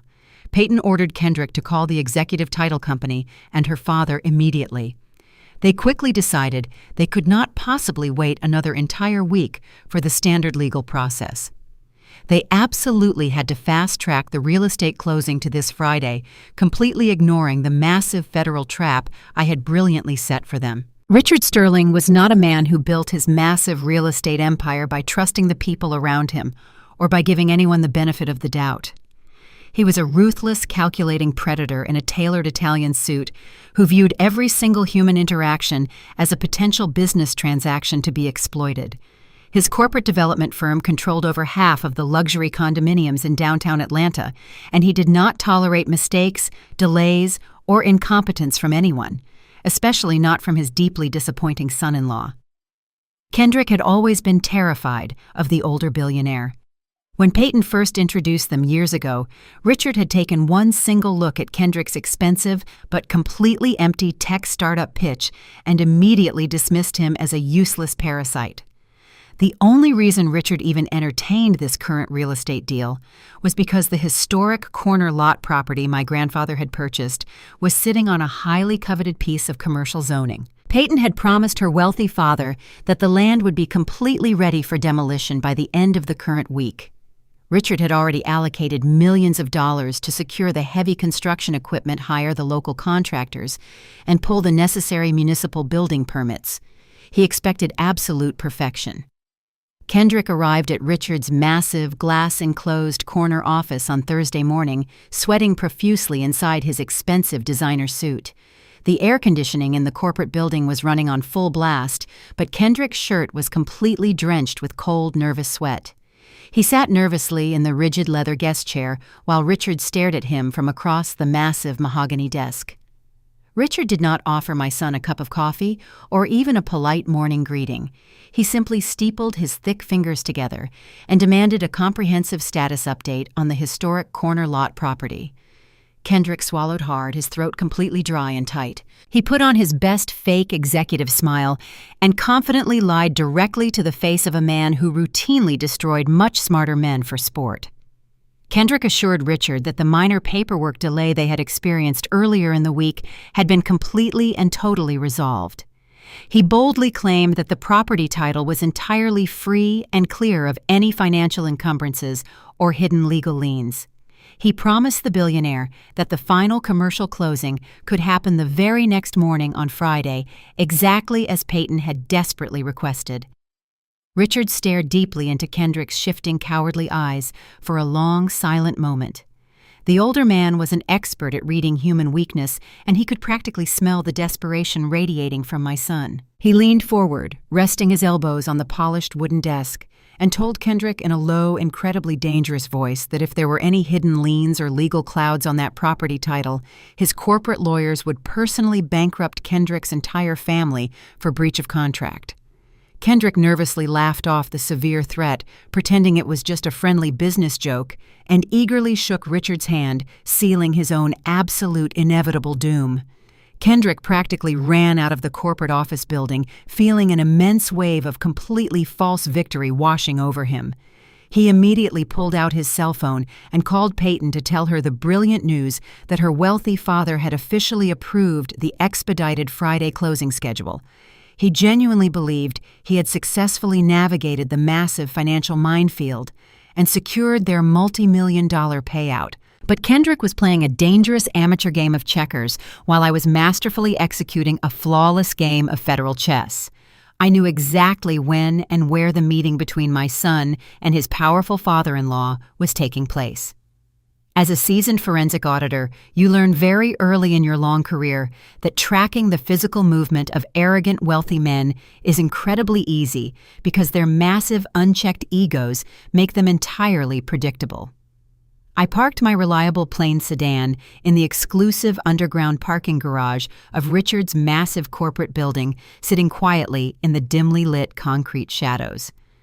I waited patiently for exactly 20 minutes after Kendrick drove away in his leased luxury vehicle.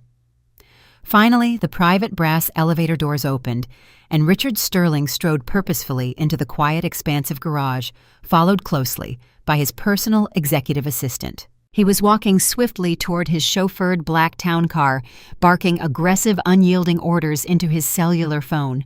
I stepped out from the deep shadows of a concrete structural pillar and walked directly into his path, physically blocking his access to his luxury vehicle.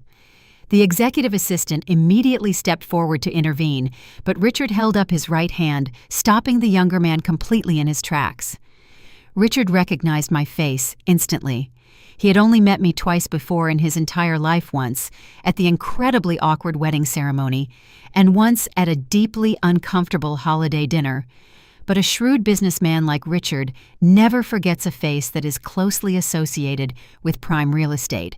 He abruptly ended his phone call, sliding the device into his suit pocket, and looked at me with a mixture of mild annoyance and guarded curiosity. He asked me what I was doing trespassing in his private corporate parking garage. I did not raise my voice, and I did not waste my precious time with meaningless social pleasantries. I slowly opened my vintage red leather briefcase and pulled out a single crisp piece of white paper. I held it out toward his chest. I told him that I was simply doing him a massive professional favor. Richard hesitated for a brief second before taking the paper from my hand. He adjusted his expensive designer reading glasses and looked down at the document. It was a high-resolution printed copy of the exact release of lien form that Kendrick had illegally submitted to the county clerk portal just 24 hours ago. Richard scanned the legal text, his sharp, trained eyes instantly catching the forged signature and the blue digital notary stamp clearly printed at the bottom of the page. He looked back up at me, completely unbothered by the document. He coldly stated that this was just standard real estate paperwork confirming that my $300,000 promissory note had been officially satisfied. He arrogantly suggested that I should be thanking him on my knees for injecting so much necessary cash into my son's failing, pathetic business. I let out a soft, humorless laugh that echoed loudly in the empty concrete parking garage. I stepped a fraction of an inch closer to the powerful billionaire developer and looked directly into his cold gray eyes, refusing to back down. I told him that he was currently holding and looking at a complete digital forgery. I explained in clear, precise detail that my son had used his computer software to fake my personal signature and illegally copy a random notary stamp from the public internet to fraudulently clear the property title. The smug, superior expression on Richard's face vanished instantly, replaced by a sharp, intense look of extreme caution. I continued speaking, my voice perfectly calm and completely steady. I informed him that because the historic property was legally tied to a federally insured mortgage, this specific forgery was not just a simple local county mistake. It was a massive federal wire fraud conspiracy. And if his corporate development firm purchased that property using massive funds transferred across state lines, his entire multi-billion-dollar empire would be legally implicated in a major federal racketeering investigation. I told him that the Internal Revenue Service and the Federal Bureau of Investigation absolutely do not care how wealthy you are or how many local politicians you have bribed when you knowingly participate in purchasing stolen federally backed property. Richard Sterling was a cruel, greedy man, but he was certainly not an idiot. He had spent several long decades avoiding federal oversight and knew exactly what a federal audit would do to his vast corporate empire. He looked down at the forged document in his trembling hand and then looked back at my calm face. He knew instantly, without a single shadow of a doubt, that I was telling him the absolute, undeniable truth. He violently crumpled the piece of paper in his large fist and turned aggressively to his executive assistant.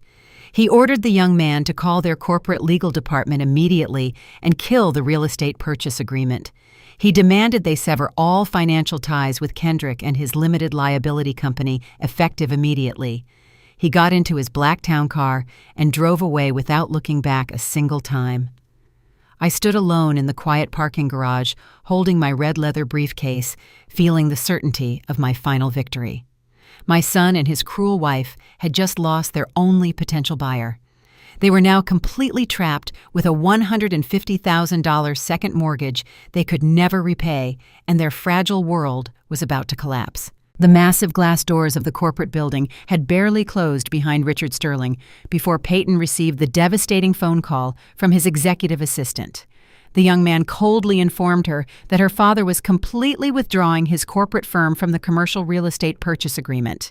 He stated that the legal department had found massive fraudulent irregularities with the title, and that Richard wanted absolutely nothing to do with her or her husband ever again.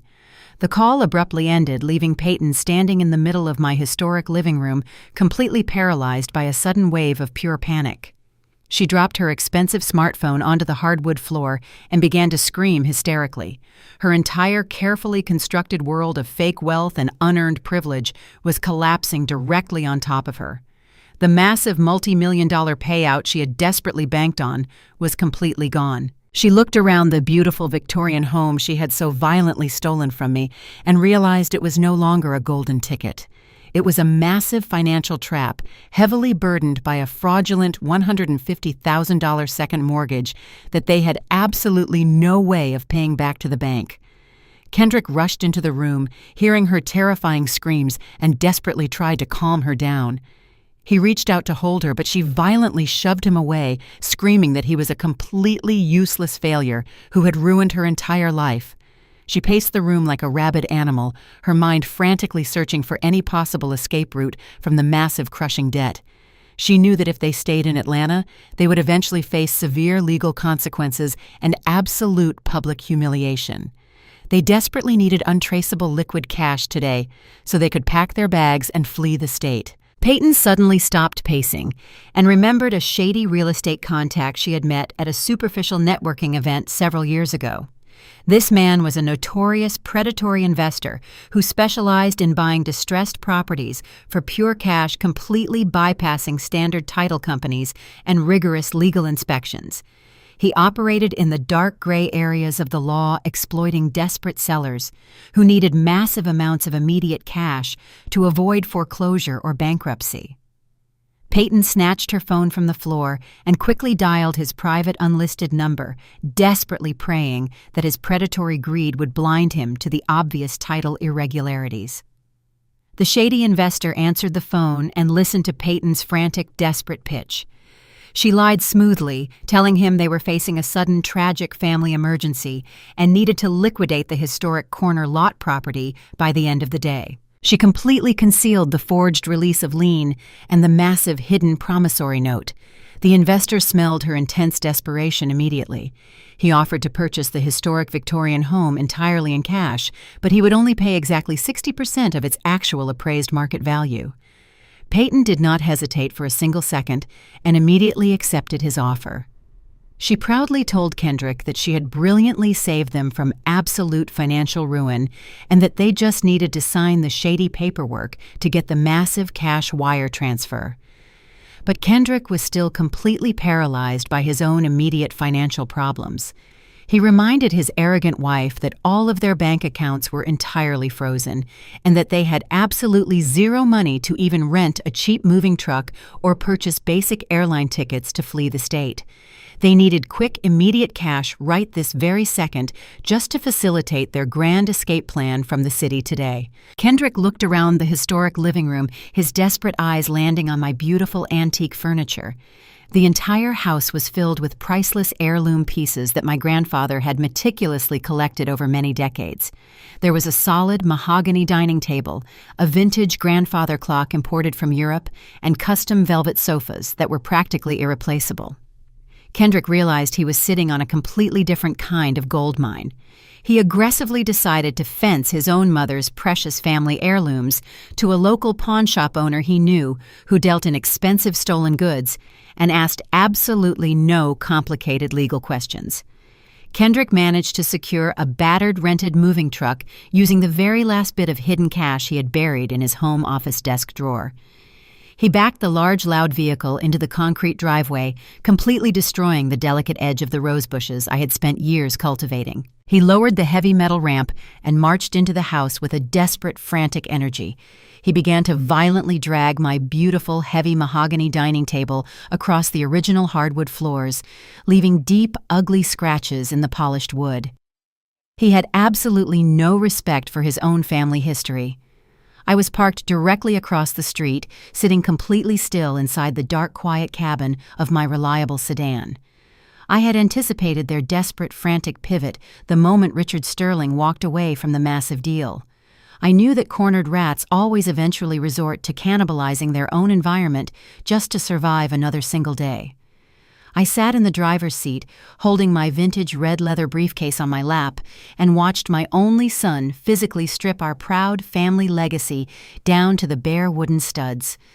The sight of him struggling to carry my mother's armchair was truly heartbreaking. Any normal mother would have rushed out of the car, screaming and crying, begging him to stop destroying their precious memories.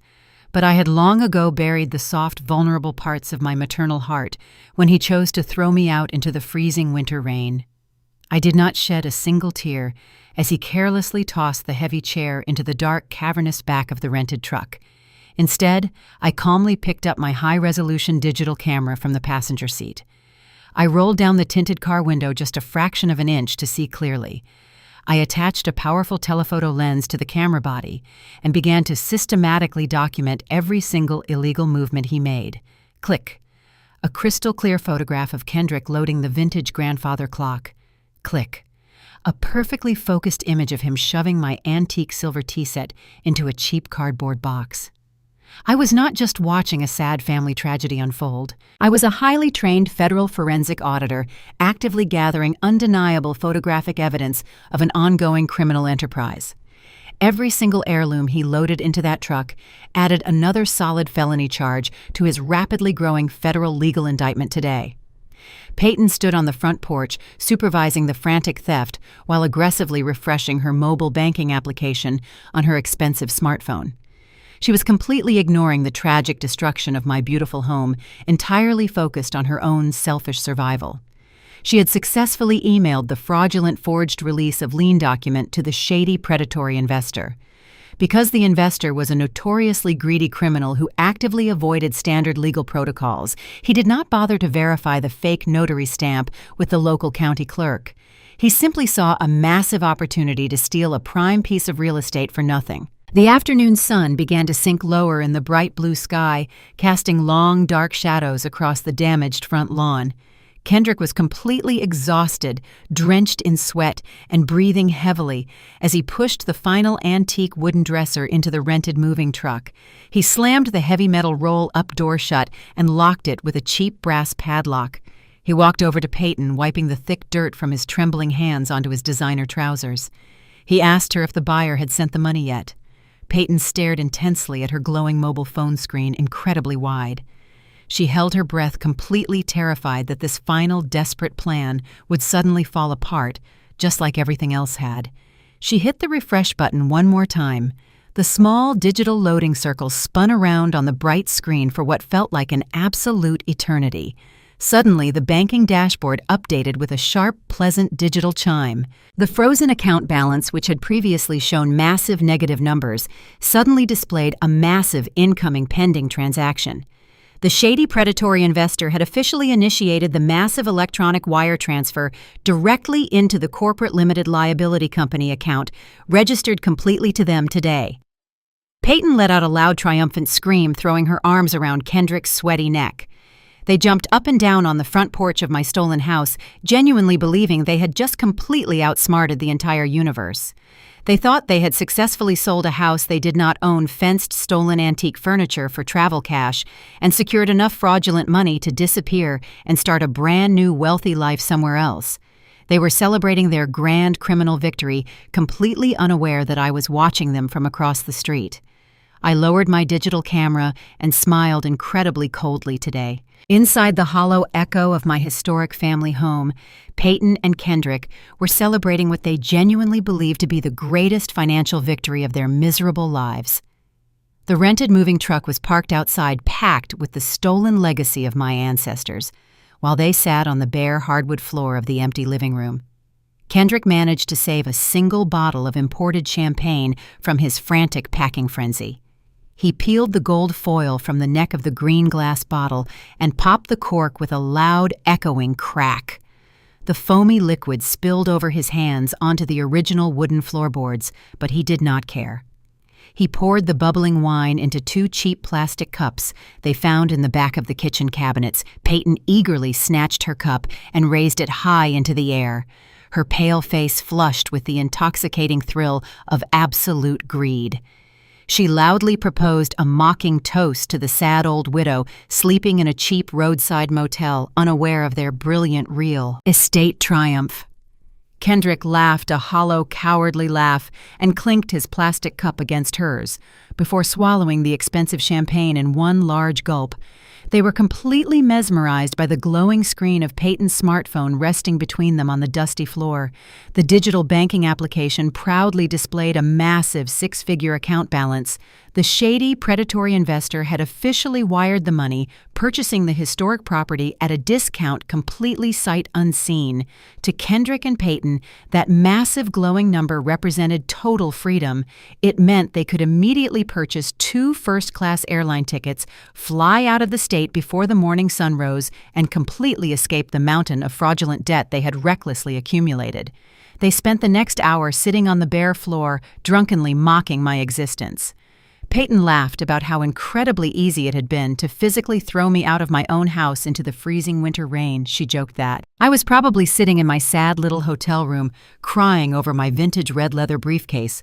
While they were quietly becoming wealthy, Kendrick agreed with his arrogant wife, telling her that his mother was just an outdated relic who simply did not understand how the modern world actually worked. He genuinely believed that his crude digital forgery and desperate pivot had outsmarted my decades of rigorous federal auditing experience. While they were busy drinking champagne on the floor of the house they had stolen, I was sitting in my car parked down the street, listening to the quiet hum of my engine. My cell phone rested on the passenger seat next to my camera. I picked it up and dialed the familiar number for my attorney. Silas. He answered on the very first ring, his deep voice rumbling through the car speakers. He informed me that his legal contacts at the central banking institution had just sent him an urgent, secure notification. The massive wire transfer from the unregistered predatory investor had successfully cleared the institutional holding protocols and had officially landed directly inside Kendrick's frozen limited liability company account. Silas sounded slightly confused. He asked me a very logical question. He wanted to know exactly why I had deliberately instructed the bank fraud department to allow incoming wire transfers to successfully clear while keeping the outgoing funds entirely frozen. He pointed out that I could have easily blocked the shady investor from sending the massive cash payment, preventing the fraudulent real estate sale from finalizing in the first place. He asked if I was intentionally trying to give my son a false sense of temporary hope before shutting him down completely. I smiled, looking through the dark windshield at the distant streetlights. I told my old friend that giving Kendrick false hope was merely an entertaining byproduct of my actual strategy. I explained to Silas that blocking the transaction would have only resulted in a failed local real estate deal. Kendrick would have simply faced state-level forgery charges for faking the notary stamp, which usually resulted in a light sentence for a first-time white-collar offender. I did not want my son to get a light sentence or a gentle slap on the wrist. I wanted to completely and permanently dismantle his entire criminal existence so he could never victimize another elderly person ever again. I asked Silas to pull up the original corporate registration documents for Kendrick's tech startup company. 3 years ago, when Kendrick first launched his miserable business, he wanted to sound incredibly important and wealthy to his arrogant friends. He did not want to register his company in the state of Georgia, where he actually lived and operated. He read an article on the internet about how massive technology billionaires utilize specific corporate tax loopholes by incorporating their businesses in a completely different state. So he hired an expensive online legal service to officially register his limited liability company in the state of Delaware. Silas let out a slow, deep breath as the brilliant realization completely washed over him. He was a former federal prosecutor, and he instantly recognized the beautiful lethal geometry of the trap I had carefully constructed. By deliberately allowing the massive wire transfer to process, I had forced the shady investor to send the fraudulent real estate funds from a local bank in Georgia directly into a corporate banking account officially registered in the state of Delaware. I explained to Silas that the absolute second those stolen digital funds crossed the invisible state line, the entire legal classification of the crime fundamentally changed. It was no longer just a sad local family dispute over a forged property deed. It was no longer a simple municipal issue for the local police department to investigate at their own incredibly slow leisure. By moving the illicit proceeds of a fraudulent real estate transaction across state lines using digital banking networks, my foolish son and his greedy wife had officially triggered the absolute highest level of federal jurisdiction. They had unknowingly committed federal wire fraud, interstate transportation of stolen property, and federal tax evasion, all in one single massive digital transaction. The Federal Bureau of Investigation does not play local jurisdictional games. When they see massive amounts of fraudulent cash crossing state borders into corporate shell companies, they immediately launch a full racketeering investigation.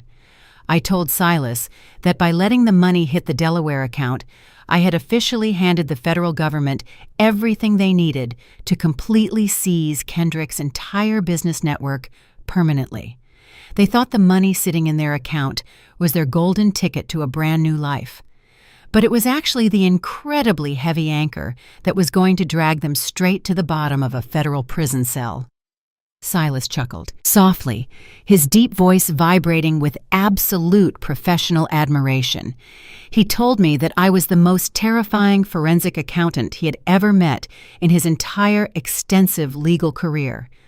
I simply replied that a mother will always do whatever is absolutely necessary to teach her children the hard lessons they actively refuse to learn.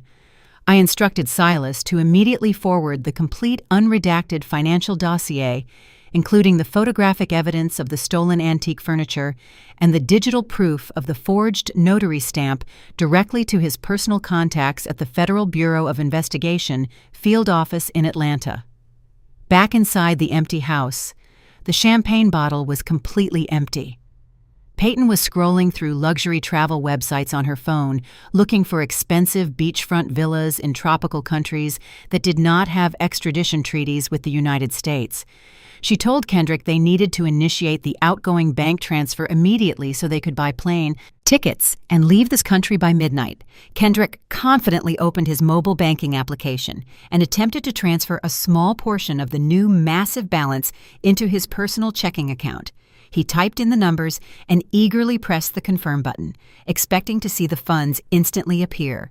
Instead, the screen flashed the exact same bright red warning message he had seen earlier that afternoon. The entire account remained entirely frozen by the Central Bank Fraud Department. The massive six-figure balance was sitting right there on his bright screen, completely visible but absolutely untouchable. He frantically tried to execute the transfer again and again, his sweaty fingers slipping violently across the smooth glass screen. Every single attempt resulted in the identical red error message. Peyton noticed his sudden rising panic and asked him what was wrong. Her voice was sharp and impatient. Kendrick looked up at his wife, his face completely devoid of color, his eyes wide. With sheer terror, he told her in a small, trembling whisper that the money was trapped inside the locked account and they could not access a single penny of it. The intoxicating thrill of their champagne celebration evaporated instantly, replaced by a cold, suffocating dread. They were sitting on the bare floor of a house they did not legally own, surrounded by a massive pile of federally documented fraud, with no way to escape the impending consequences. The trap had officially closed around them. The sun began setting over Atlanta, casting long shadows across the quiet suburban streets. I sat in the passenger seat of a marked county police cruiser, watching the familiar neighborhood roll past the window. Driving the vehicle was Sheriff Marcus Davis, a stern, imposing man with a deeply ingrained sense of justice. He had known my late husband for years, and when my attorney Silas presented him with the federal evidence of fraudulent property transfer, the sheriff did not hesitate to handle the civil resolution. We were not heading to my family home to place my son and his wife in handcuffs just yet. The massive racketeering and wire fraud charges were currently being compiled by the Federal Bureau of Investigation, and those warrants would take a few more days to execute. Today was strictly about reclaiming my physical territory and legally removing the toxic parasites from my ancestral property. When a commercial real estate transaction is officially flagged for interstate wire fraud and state-level forgery, the legal status of the property deed does not remain in confusing limbo. The county clerk protocol dictates that the title immediately reverts back to the last known legal state of undisputed ownership. That meant the property instantly belonged entirely to me again. Kendrick and Peyton were no longer the arrogant, wealthy homeowners they had pretended to be all week. From a strict legal standpoint, the moment that federal flag was securely placed on the fraudulent deed, they became unauthorized occupants residing in a home they did not own. Sheriff Davis turned his cruiser onto my familiar street, the heavy tires crunching softly against the damp asphalt. He looked over at me, his expression a mixture of professional stoicism and deep personal sympathy. He asked if I was ready to face them today. I looked straight ahead at the approaching silhouette of my beautiful Victorian house and told the sheriff that the boy I had lovingly raised died the exact moment he threw my winter coat onto the freezing concrete porch. I felt absolutely no maternal hesitation regarding what was about to happen. We pulled up to the curb directly in front of the house. The rented moving truck was still parked aggressively in my driveway, crushing the delicate edges of my prized rose bushes. The metal door of the truck was completely secured with a cheap padlock hiding my stolen antique family heirlooms inside. I stepped out of the police cruiser, smoothing the wrinkles from my tailored slacks. I picked up my vintage red leather briefcase from the floorboard. It felt incredibly light in my hand now because the heavy burden of proof was successfully delivered. Sheriff Davis walked beside me forward. We climbed the wooden front steps together. The house was entirely silent from the outside, but I knew they were both inside, drowning in the terrifying realization of their frozen bank accounts. Sheriff Davis raised his heavy fist and knocked forcefully on the thick wooden front door. The sound echoed loudly through the quiet evening air, demanding absolute immediate attention. We waited for a few tense seconds before we heard approaching footsteps, shuffling nervously across the hardwood floors. The heavy deadbolt clicked, and the door slowly swung open. Kendrick stood in the doorway looking completely defeated and physically exhausted. His expensive designer shirt was stained with sweat and dirt from moving heavy furniture all afternoon. When his bloodshot eyes registered the imposing figure of the uniformed county sheriff, the remaining color instantly drained from his pale face. Then his terrified gaze locked directly onto my calm, unbothered expression right there. Kendrick physically stumbled backward, as if an invisible force had violently pushed him in the chest. He tried to speak, but his throat was completely dry, producing only a weak, pathetic croaking sound. Peyton suddenly appeared in the hallway behind him, holding her smartphone tightly in her trembling hand. She pushed past her paralyzed husband, demanding to know exactly why the police were harassing them at their private residence. She was still desperately trying to cling to her fake wealthy persona, projecting arrogant authority that she absolutely did not possess. Sheriff Davis did not humor her delusional attitude for a single second. He stepped across the wooden threshold, invading their false sanctuary with his commanding presence. He reached into his uniform shirt pocket and pulled out a formally folded legal document. He held it out toward Kendrick, his deep voice echoing powerfully inside the empty hallway space, declaring immediate eviction. Peyton snatched the legal document from the sheriff's hand before Kendrick could even react. Her eyes darted frantically across the complex legal terminology, her shallow mind struggling to comprehend the absolute finality of the printed words. She looked up, her face contorted in pure, indignant rage. She began to scream at the top of her lungs, completely abandoning any remaining shred of her artificial dignity. She aggressively pointed her manicured finger at my face, shouting that the eviction notice was entirely illegal and completely fraudulent. She loudly declared that they were the rightful legal owners of the estate and that they had successfully sold the property to a commercial investor that very afternoon. She demanded her constitutional rights as a local homeowner, insisting that the sheriff immediately arrest me for criminal trespassing. She boldly threatened to call her wealthy father and have the sheriff completely stripped of his official badge. Sheriff Davis simply stood there completely unfazed by her hysterical screaming tantrum. He looked at Peyton with a deeply cold, entirely unimpressed expression that only a seasoned law enforcement officer can properly deliver. He calmly explained to her that her wealthy father had absolutely no power in his county jurisdiction, and that the recent private property sale she was so incredibly proud of was currently the center of a massive federal criminal investigation. He stated clearly that the fraudulent release of lien documents submitted to the county clerk had completely voided the entire deed transfer process. He told her that because the legal title had officially reverted back to the original owner, the two of them no longer held any legal rights to the premises whatsoever. Peyton gasped loudly, her chest heaving with rapid, panicked breaths. She demanded to know exactly what her current status really was here today now. Sheriff Davis looked her directly in the eye and delivered the crushing, absolute truth without hesitation. He told Peyton that under the current civil property laws of the state, she was legally classified as nothing more than a common, unauthorized squatter. The word squatter hit Peyton like a physical blow to the face. The incredibly arrogant woman who had spent her entire adult life mocking poor people and pretending to be a wealthy real estate heiress was now legally defined as a homeless vagrant illegally occupying a house she did not own. She began to violently shake her entire reality, completely shattered into a million sharp, jagged pieces. Sheriff Davis continued his instructions, his voice entirely devoid of any sympathy. He informed them that they had exactly 15 minutes to gather personal clothing items they could carry and immediately vacate the private premises or face immediate physical arrest directly today. Kendrick finally found his voice, his weak, pathetic voice breaking with absolute desperation. He looked at me, his eyes welling up with cowardly tears, begging me to stop this massive nightmare. He pleaded with me, calling me Mom, and reminding me that they had absolutely zero money and nowhere else to go tonight. He admitted that their bank accounts were entirely frozen and that they could not even afford a single night in a cheap motel.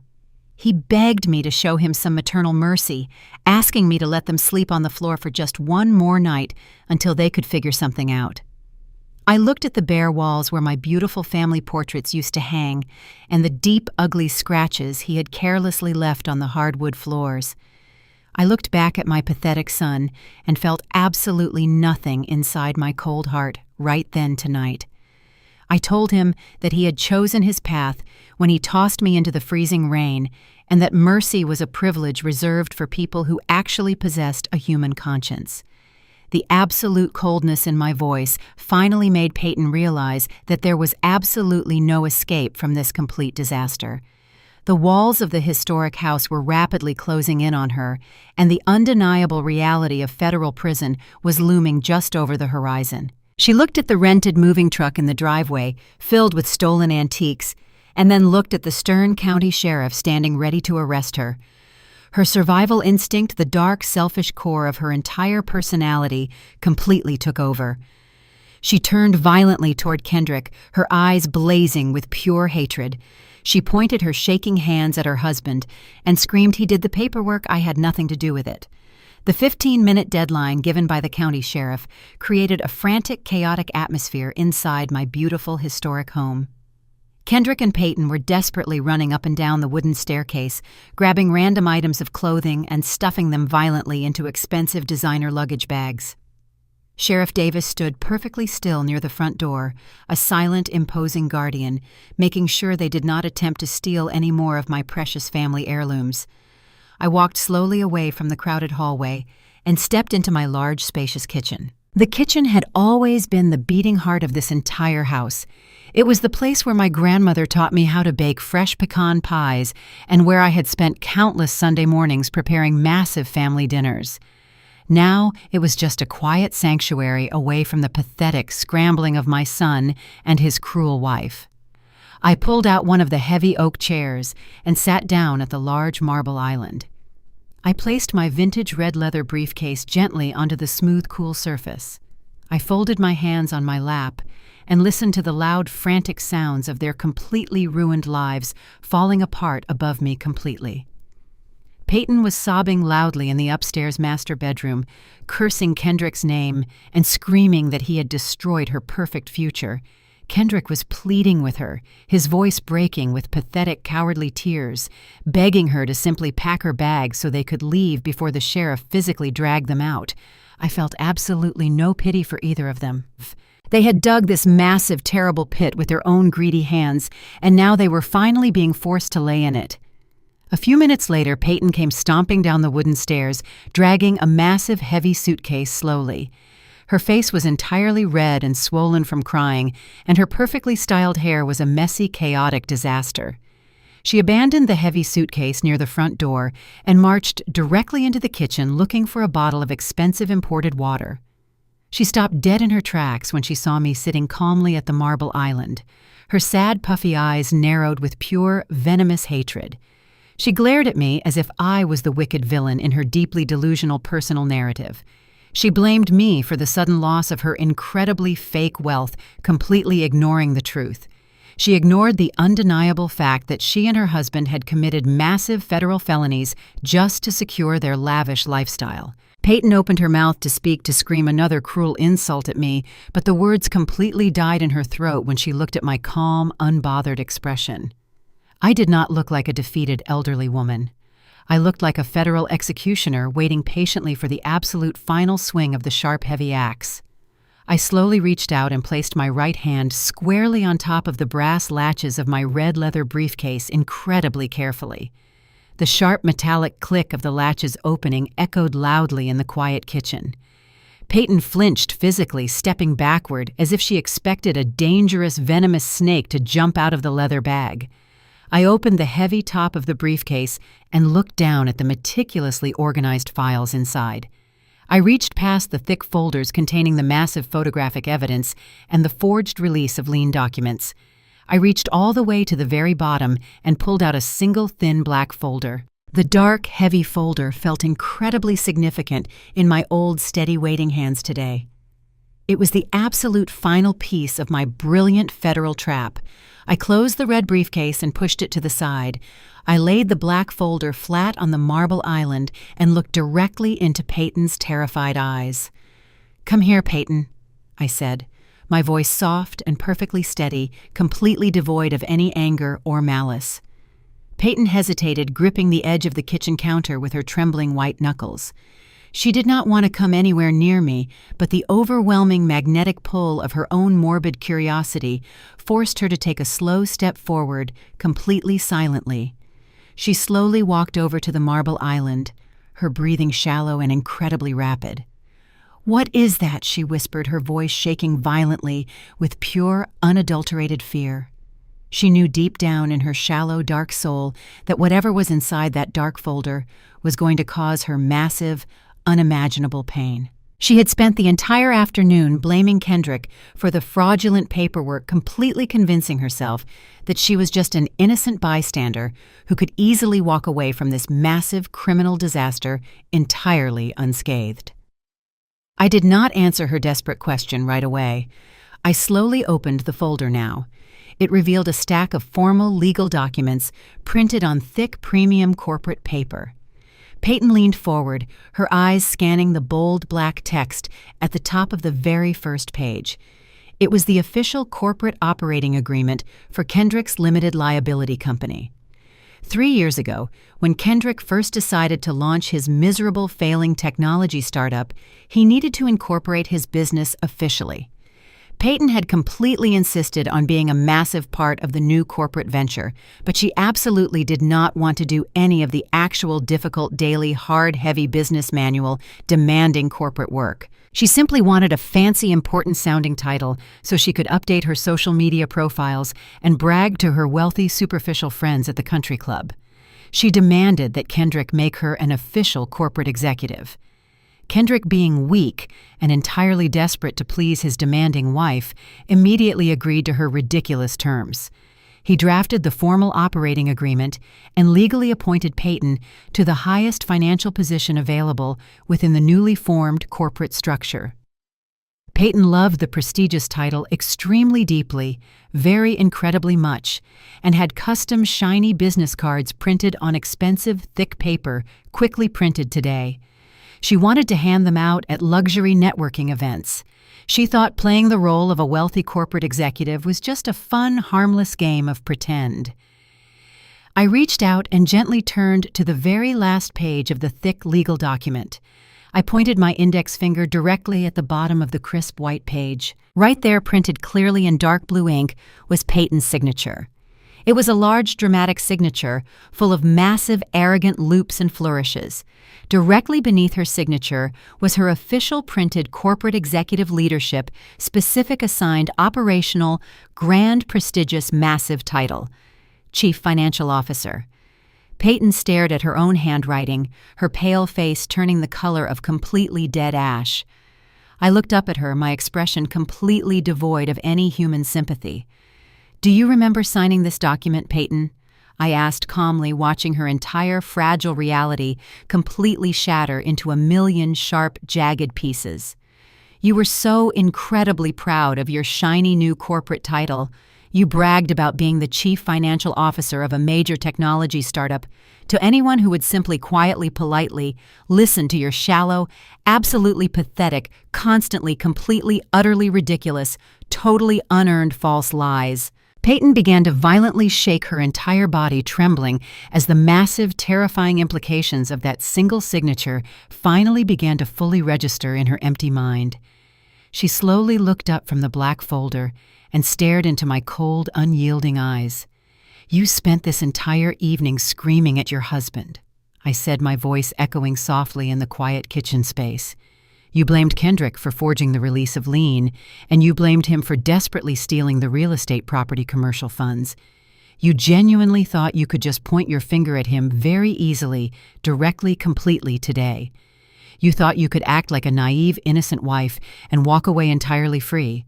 But the federal government does not care about your pathetic marital disputes, Peyton. The Federal Bureau of Investigation does not care who physically pressed the buttons on the digital computer keyboard to fake the blue notary stamp. They only care about the incredibly massive digital paper trail." Peyton gripped the marble island so tightly I thought her fingers might actually break. She let out a soft, pathetic whimper, her huge, terrified eyes incredibly wide, incredibly, totally, completely full of absolute, totally pure, real, terrifying terror. The massive, fraudulent real estate wire transfer from the shady, predatory investor was not deposited into Kendrick's personal checking account. I explained slowly and deliberately, making sure she understood every single devastating word. The massive six-figure wire transfer was deposited directly into the registered business account belonging completely to the limited liability company.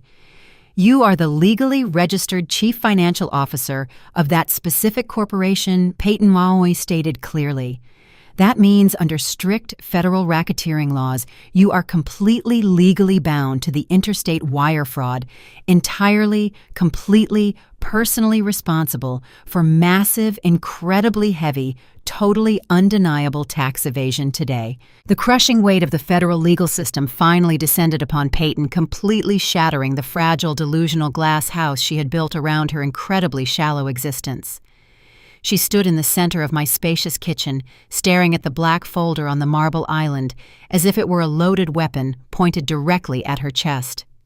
The arrogant posture she had maintained for years entirely vanished. Her narrow shoulders slumped forward, and her expensive designer clothing suddenly looked like a cheap, poorly fitting costume. She realized with absolute terrifying clarity that she was no longer just the spoiled wife of a failing tech entrepreneur. She was the legally registered chief financial officer of a corrupt corporate entity deeply involved in a massive interstate wire fraud conspiracy. The reality of a federal prison sentence stripped away every single layer of her false superiority. Peyton slowly sank to the original hardwood floor, her knees hitting the solid wood with a dull, heavy thud. She did not gracefully cry like a tragic heroine in a movie. She sobbed with loud, ugly, gasping breaths, her perfectly applied makeup running down her pale face in dark, messy streaks. She crawled across the kitchen floor toward where I sat at the marble island, entirely abandoning her pride. She reached out with her trembling hands and desperately grabbed the hem of my tailored slacks. She looked up at me, her puffy red eyes wide with absolute sheer terror, begging for a mercy she absolutely did not deserve. "Loretta, please, you have to tell them I did not know anything," she pleaded, her voice breaking into a high-pitched, frantic whine. "I just wanted a fancy title for my social networking profiles. I never looked at the bank accounts, and I never signed the fraudulent loan paperwork. You know how stupid Kendrick is. You know he ruins everything he touches. He forced me to be a part of this miserable company. He ruined my entire life." Peyton continued to aggressively throw her husband directly under the heavy wheels of the federal justice system without a single second of hesitation. She turned her tear-stained face toward the hallway where Kendrick was standing frozen in absolute shock. He had walked into the kitchen just in time to hear the woman he had sacrificed his own mother for completely betray him to save her own skin. Peyton pointed her shaking finger at him, her voice dripping with pure, unadulterated venom. "It is all your fault," she screamed, the sound echoing harshly off the high kitchen ceiling. "You told me you were a wealthy genius. You promised me a life of luxury and endless money, but you are nothing but a pathetic, cowardly liar who cannot even run a simple business without stealing from your own elderly mother. You forged that document because you are too weak to be a real successful man. Tell her, Kendrick. Tell your mother that I had absolutely nothing to do with your incredibly stupid criminal plan. Tell her to let me walk out of this house right now." Kendrick stared at his weeping, furious wife, his jaw hanging slightly open.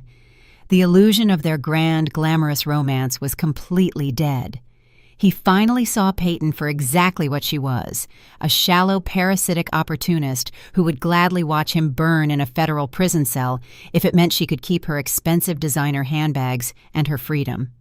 He looked away from Peyton and slowly walked toward the marble island, his shoulders hunched, his spirit entirely broken. He fell to his knees right next to his sobbing wife, pressing his sweaty forehead against the cool edge of the marble counter. "Mom, please, you have to stop this." Kendrick whispered, his voice raw and thick with heavy, cowardly tears. "You have proven your point. You won the game. You completely destroyed my business, and you took back the house. Please, just call your powerful lawyer and tell him to call off the federal agents. I will do anything you want. I will go to a rehabilitation center. I will get a minimum wage job and pay you back every single penny of the emergency fund I took from you. I will legally divorce Peyton tomorrow morning. Just please do not let them lock me away in a dark prison cell. I am your only son. Mom, I am your own flesh and blood. You carried me in your womb, and you rocked me to sleep. When I was a sick little boy, Dad would absolutely hate to see you doing this to our family. Raymond would want you to forgive me and protect his only child. He used my late husband's name like a desperate emotional weapon, trying to pierce through the thick armor I had built around my grieving heart. He genuinely believed that reminding me of his childhood and invoking the sacred memory of his loving father would magically erase the massive federal crimes he had knowingly committed just 24 hours ago. He thought a mother's love was a blind, foolish weakness that he could easily manipulate one final time to escape the severe consequences of his own greedy actions. I looked down at the two of them kneeling on the kitchen floor like completely defeated peasants begging for their miserable lives. I did not feel a single drop of compassion or maternal warmth. I slowly pulled my tailored slacks away from Peyton's desperate, grasping hands and sat up perfectly straight in my heavy oak chair. I looked directly into Kendrick's bloodshot, pleading eyes. "Do not ever speak your father's name in this house again," I said, my voice dropping to a low, incredibly dangerous register. "Raymond worked his fingers to the absolute bone to provide a safe, honorable life for you. He gave you every single possible advantage because he wanted you to grow into a strong, independent black man who could stand tall in a difficult, unfair world. We paid for your expensive education, and we supported your foolish dreams because we believed in your potential. But you took all of our hard, heavy sacrifices, and you completely threw them into the garbage. You chose to value the shallow, empty approval of a greedy internet influencer over the sacred love and respect of your own mother. You looked me directly in the eyes while I was eating my dinner, and you threw me out into the freezing rain so you could steal the legacy your grandfather built with his bare hands. I leaned slightly forward, resting my arms firmly on the smooth marble island, closing the distance between us. I did not yell, and I did not cry. I delivered the absolute final truth with the cold, clinical precision of a seasoned federal investigator.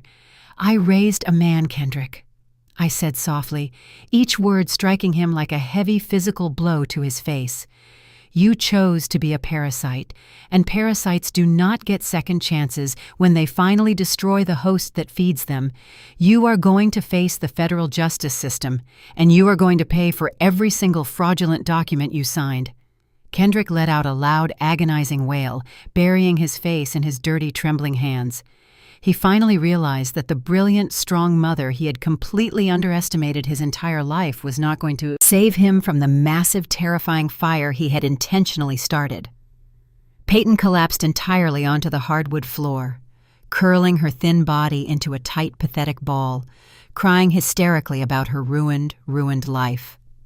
The grand, beautiful kitchen that had once been filled with warm family memories was now just a cold, sterile holding cell for two incredibly foolish criminals who had thought they were entirely above the clear, strict laws of society, waiting for their absolute, inevitable doom.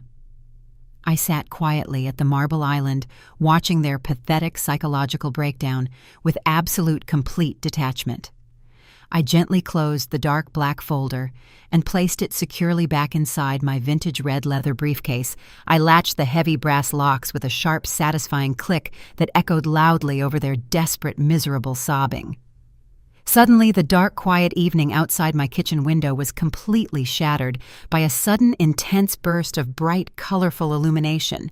But it was not the familiar, gentle, red and blue flashing lights of the local county police cruisers that usually patrolled our quiet suburban neighborhood streets.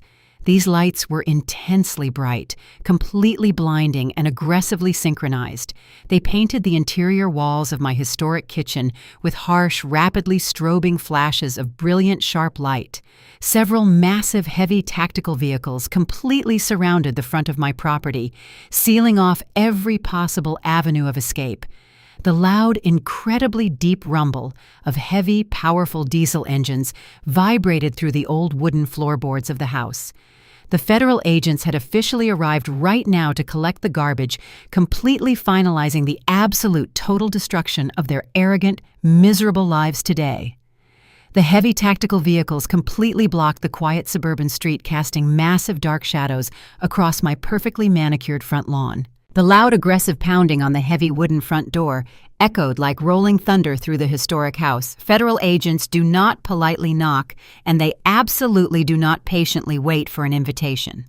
A commanding voice boomed through a portable megaphone demanding immediate entry into the premises. Kendrick and Peyton remained frozen on the kitchen floor, completely paralyzed by the overwhelming reality of their impending doom. I sat calmly at the marble island, watching the door violently break open.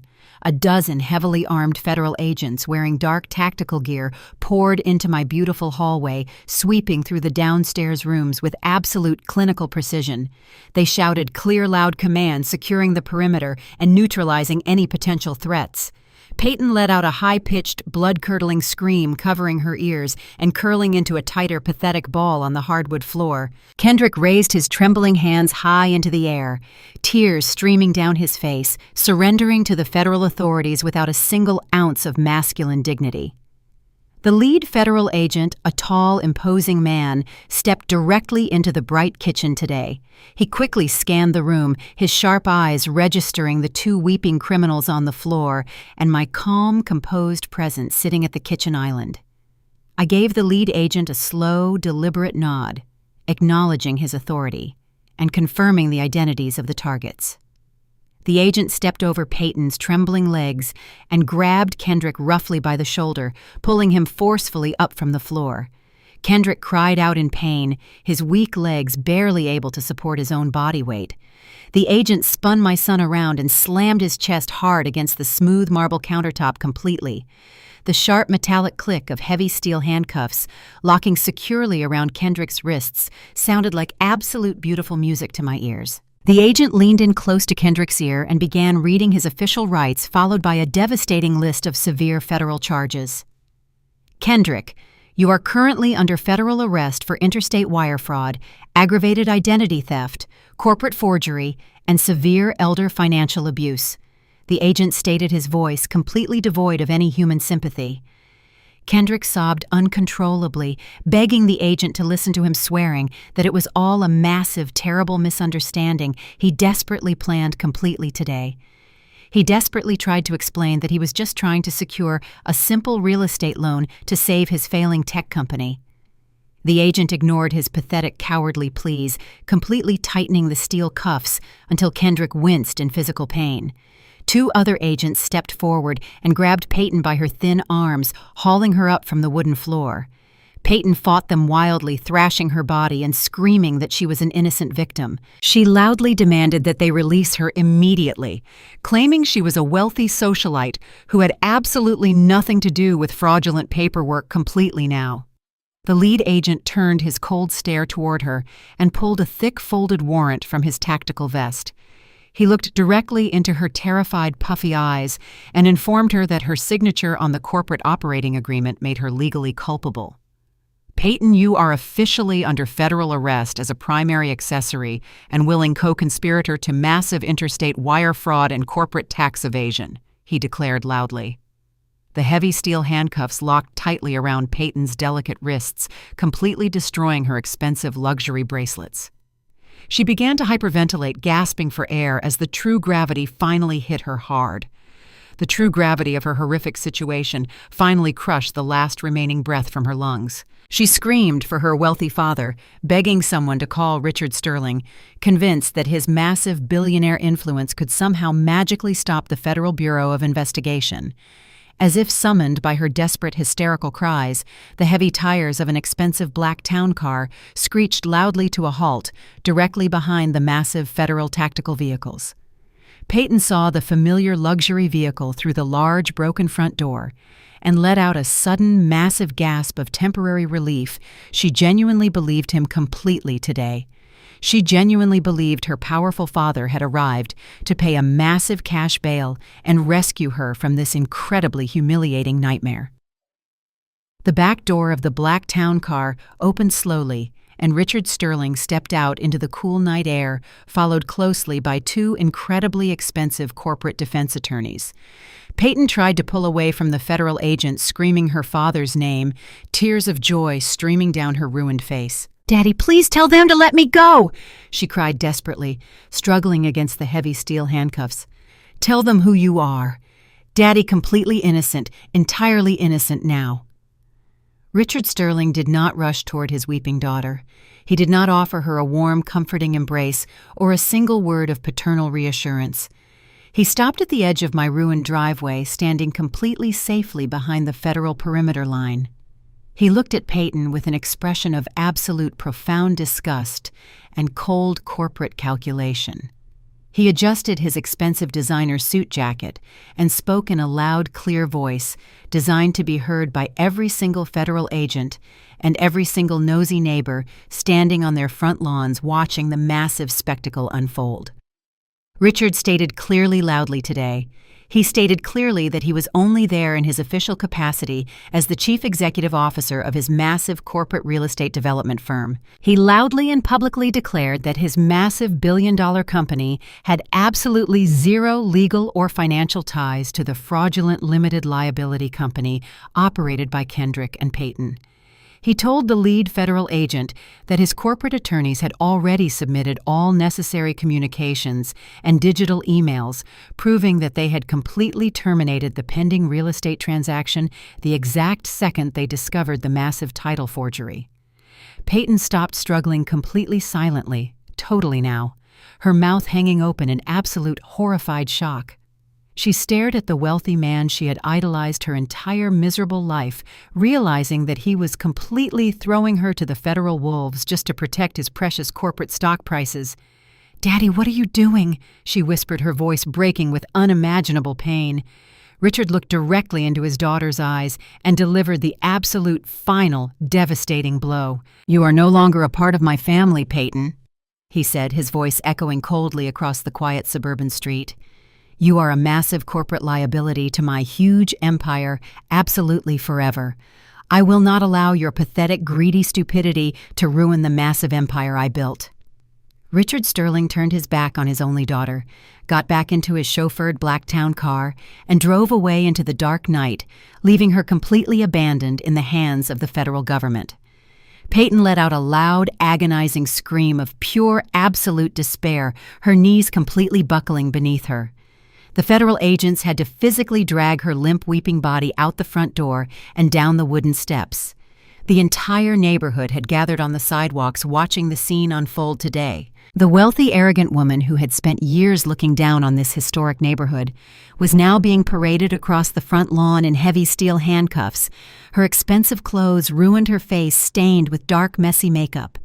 She was unceremoniously shoved into the dark, cramped back seat of a federal transport vehicle, completely stripped of her false dignity and her fake wealth. Kendrick was escorted out immediately after his wife, his head hung low in absolute, total shame. The neighborhood residents stood in silent shock as they watched my son being completely humiliated in front of everyone watching him tonight. I slowly stood up from my heavy oak kitchen chair, picked up my vintage red leather briefcase, and walked calmly to the front door. I stood on the wooden porch, looking out over the flashing bright lights and the massive tactical vehicles. The cool night air felt incredibly refreshing against my skin. I watched as the federal agent placed his heavy hand on the top of Kendrick's head, guiding him down into the back of the second transport vehicle. Just before the agent slammed the heavy metal door shut, Kendrick stopped and slowly turned his head to look directly backwards. He looked back at the historic house one last final time. His tear-filled, bloodshot eyes found me standing tall and completely unbothered on the brightly lit front porch. In that brief, silent moment, stretching across the ruined front lawn, a massive wave of absolute terrifying realization finally washed over my son's broken face. He looked at my calm expression and my firm, steady posture, and he suddenly understood the entire brilliant, devastating truth.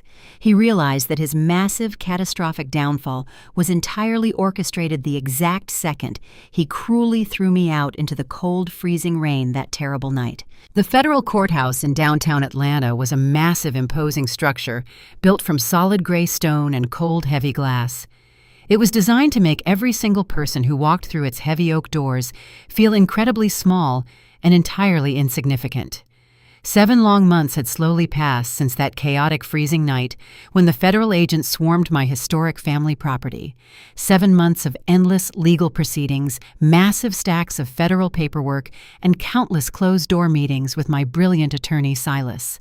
I walked into the bright, sterile courtroom wearing a perfectly tailored navy blue suit, my posture absolutely straight and my expression completely unreadable. I did not carry my vintage red leather briefcase today because the heavy burden of proof had already been successfully delivered and accepted by the highest legal authorities. Today was the final sentencing hearing. I sat quietly in the polished wooden pew directly behind the prosecutor's table, folding my hands neatly in my lap. The heavy wooden doors at the side of the massive courtroom slowly opened, and the federal marshals escorted the prisoners into the room. Kendrick and Peyton were led into the bright space wearing matching shapeless bright orange federal prison jumpsuits. Their wrists and ankles were bound by heavy, loud metal chains that clinked harshly against the polished marble floor with every single slow, shuffling step they took. The absolute transformation they had both undergone over the past 7 months in federal custody was genuinely shocking to witness. Peyton had aged 10 visible years. Her perfectly dyed blonde hair was now a dull, flat brown, with thick gray roots showing heavily at the crown. Her pale skin was deeply hollowed out, and her posture was completely broken. She frantically scanned the wooden gallery section of the large courtroom, desperately searching for a single familiar, supportive face. She was looking for her wealthy father or her expensive society friends. But the wooden benches behind her were completely and totally empty. Her powerful billionaire father had legally distanced his massive real estate empire from her toxic presence and forbidden anyone from attending. Peyton was completely abandoned, isolated, and entirely alone in the harsh, terrifying reality she had created. Kendrick looked absolutely pathetic. He had lost significant weight, and his previous arrogant, confident swagger had been replaced by a constant, nervous, fearful twitch. He kept his sunken eyes glued to the polished wooden floor, entirely too ashamed to even glance in my direction. He knew exactly what he had done, and he finally understood the massive, irreversible magnitude of his terrible, greedy choices. The Honorable Federal Judge, a stern, older woman with sharp, piercing eyes, entered the quiet courtroom and struck her heavy wooden gavel. The entire room stood in absolute silent respect. After reading the extensive list of severe criminal charges, the judge asked the federal prosecutor if the primary victim wished to address the open court. I slowly stood up from the hard wooden bench and walked confidently toward the central wooden podium. The massive courtroom fell silent, waiting to hear the emotional words of a heartbroken mother. But I was not a heartbroken mother today.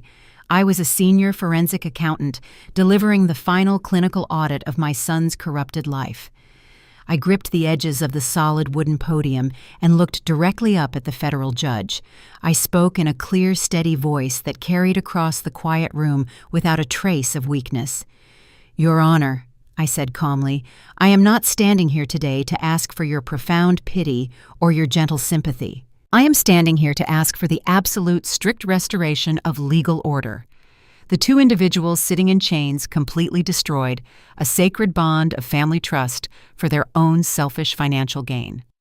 They maliciously forged legal documents, they actively committed massive interstate wire fraud, and they deliberately attempted to steal a historic family home that represents the hard physical labor of 3 generations of proud Black Americans.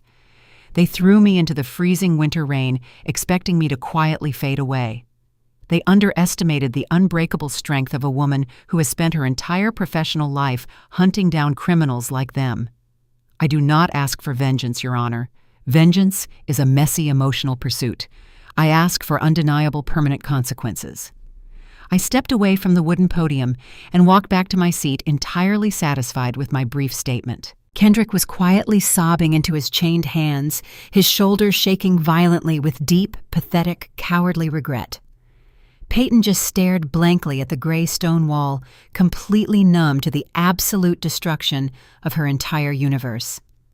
The federal judge adjusted her reading glasses and looked down at the massive stack of sentencing documents. She spoke with a heavy, booming voice that left absolutely no room for future legal appeals. She looked directly at Peyton first. She noted that while Peyton did not personally forge the signature, she had willingly signed the corporate operating agreement as chief financial officer. Furthermore, Peyton had actively attempted to secure international flight tickets, demonstrating an undeniable flight risk. Because of her active complicity and desperate attempt to flee, Peyton was sentenced to serve 3 consecutive years in a federal penitentiary. Peyton did not scream or cry this time. She simply closed her hollow eyes and let her chained head drop forward, accepting her miserable fate. The judge then turned her sharp, piercing gaze toward my son. Kendrick physically flinched under the heavy weight of her absolute judicial authority. The judge stated his actions were particularly cruel because he actively exploited and betrayed his own mother. He was the primary architect of the entire fraudulent real estate scheme and had utilized digital tools to forge government notary seals. For the multiple serious counts of aggravated identity theft, corporate forgery, and massive interstate wire fraud, Kendrick was officially sentenced to serve 5 full consecutive years in a federal prison facility. The heavy gavel slammed down with a loud definitive crack, sealing their fates permanently. The federal marshals immediately stepped forward, grabbing the heavy metal chains and roughly leading my sobbing son and his completely broken wife out of the bright courtroom toward the dark transport buses waiting outside. I remained seated in the quiet wooden pew, completely motionless, as the large room slowly began to clear out. My brilliant attorney Silas quietly slid into the empty space right next to me, holding a thick stack of finalized civil court documents. He gave me a small, deeply respectful smile and placed the papers gently into my hands. Silas informed me that the secondary civil proceedings regarding the historic property had been entirely and successfully resolved in our absolute favor. Because the $150,000 second mortgage had been officially secured using a forged power of attorney and a faked notary stamp, the federal court had officially declared the entire loan completely null and void. The massive commercial bank that had foolishly approved the fraudulent funds without conducting proper due diligence was legally forced to absorb the entire massive financial loss. My beautiful, historic Victorian home was completely entirely free and clear of any debt, returning exactly to the pristine financial state it had been in before they ever attempted their greedy theft. But Silas was not completely finished delivering the brilliant legal news. He tapped his long index finger on the very last page of the thick civil document stack, highlighting a specific federal mandate printed in bold black ink. He explained that as part of the official criminal restitution order, the federal judge had completely seized all of the remaining digital assets located inside Kendrick's frozen limited liability company accounts. Because the shady investor was currently fleeing his own massive federal indictment for attempting to purchase stolen property, the government officially confiscated the entire massive cash deposit. However, the federal judge had legally mandated that the primary victim's financial losses must be fully restored before the government claimed the remaining illicit funds. The federal court had officially ordered the direct, immediate transfer of $40,000 straight back into my personal emergency savings account, completely restoring the exact funds my son had maliciously stolen. Furthermore, the judge had awarded an additional $50,000 in civil punitive damages for the emotional distress and the physical damage done to my historic antique furniture during their desperate, frantic packing frenzy. I had walked into the freezing winter rain completely penniless and totally betrayed. Now I was confidently walking out of the massive federal courthouse with my historic family home entirely secure, my emergency savings completely replenished, and a massive additional financial cushion sitting safely in my highly secure bank accounts. I looked directly over at Silas and offered him a genuine smile of absolute victory. We stood up together and slowly walked out of the massive, cold federal court building, stepping directly into the beautiful, bright, warm Atlanta afternoon sunlight, completely satisfied with the absolute justice we serve today. Exactly 1 year has passed since that cold, freezing rainstorm washed the heavy, toxic burden completely out of my life forever. The vibrant, colorful autumn leaves are falling gently outside the large glass windows of my historic, beautiful Victorian home, painting the front lawn in shades of brilliant gold and deep crimson. The deep, incredibly rich aroma of roasted turkey, candied sweet yams, and savory, slow-cooked collard greens completely fills the warm, comforting air inside the house. I am standing proudly in my large, spacious kitchen, wearing an elegant dark floral dress, pouring a tall crystal glass of cold sweet iced tea. The deep, ugly scratches that my arrogant son carelessly left on the original hardwood floors have been meticulously sanded down and perfectly restored to their original beautiful gleaming shine. My heavy antique mahogany dining table is sitting proudly in its rightful permanent place, completely recovered from the shady local pawn shop with the direct helpful assistance of the federal authorities. The vintage tall grandfather clock is ticking softly and rhythmically in the long hallway, keeping perfect steady time, just like it has done for 3 entire generations of my proud, hard-working family. The massive house feels incredibly light and profoundly peaceful today because the dark, suffocating, terrible energy of absolute pure greed has been completely permanently banished from these old wooden walls. I am hosting a massive, beautiful Sunday dinner this lovely afternoon, but the comfortable wooden seats at my beautiful table are absolutely not filled with toxic, selfish blood relatives who only view my quiet existence as a temporary, annoying obstacle to their own unearned, fast wealth. My table is completely, entirely surrounded by my true, authentic, chosen family today. Sitting at the absolute head of the massive wooden table is my brilliant, dedicated attorney and dear, loyal, lifelong friend, Silas. He is laughing incredibly loudly at a wonderful, funny story being told by our wise Pastor Thomas, who is sitting right next to him, deeply enjoying a massive, delicious plate of warm, homemade food. The older, sweet church mothers who fiercely supported me through the absolute darkest, terrifying days of my entire life are happily passing heavy ceramic bowls of warm, buttered rolls and sharing incredibly joyful, nostalgic memories with everyone. Sitting directly across from the smiling Silas is a bright, ambitious young black married couple that I recently started officially mentoring through a wonderful local community financial literacy program. They are incredibly eager to completely learn exactly how to build a solid, strong, ethical foundation for their brand new small community business, and I am incredibly deeply proud to share my long decades of complex federal forensic accounting expertise with them every single week. They show me the deep, genuine, immense respect and simple, beautiful human kindness that my own biological grown son maliciously and cruelly refused to ever give me. I slowly walk out of the bright kitchen, carefully carrying a large, delicious homemade sweet potato pie, and I place it gently directly in the exact center of the massive wooden dining table. The entire warm room instantly erupts in happy, loud, appreciative cheers. I look around the room at all of their bright, smiling faces, and I feel an overwhelming, incredibly powerful sense of profound, beautiful gratitude completely washing over my entire peaceful soul today. I slowly walk over to the small, antique wooden side table, resting quietly in the corner of the busy, joyful dining room. Sitting perfectly still on the polished, smooth, dark wood is my highly trusted vintage red leather briefcase. It is completely closed and securely locked, completely officially retired from its heavy, demanding federal investigative duties forever. I rest my hand gently on the smooth, worn leather surface and deeply reflect on the absolute, true, fundamental meaning of a lasting family legacy.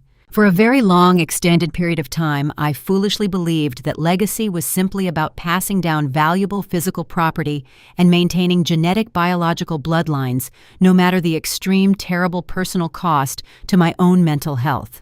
I genuinely thought I had to silently endure the constant terrible disrespect and the cruel, incredibly arrogant entitlement just because Kendrick was the boy I carried in my womb and raised with my late husband. But standing here today in the bright, warm, comforting light of my fully reclaimed personal sanctuary, I finally completely understand the absolute, undeniable, crystal clear truth. Legacy is absolutely not just about expensive commercial land or shared genetic blood. True lasting legacy is built entirely upon a solid, unbreakable foundation of mutual respect, unwavering honest integrity, and absolute authentic, genuine love. You absolutely cannot inherit strong moral character, and you absolutely cannot forge a truly meaningful, successful life by intentionally destroying the good people who sacrificed absolutely everything to build you up. My cowardly son and his greedy, cruel wife are currently sitting inside cold, dark federal prison cells, learning that harsh, devastating, painful lesson every single solitary day. They actively chose the dark, twisted path of malicious manipulation, and they lost absolutely everything they ever wanted. I proudly chose the honorable path of quiet, unyielding, massive strength, and I gained a beautiful, incredibly peaceful life filled entirely with wonderful people who genuinely, deeply value my physical presence and honor my long legacy. Have you ever had to teach a hard lesson to someone who mistook your silence for weakness? Tell me your story in the comments. And remember, true strength does not need to shout.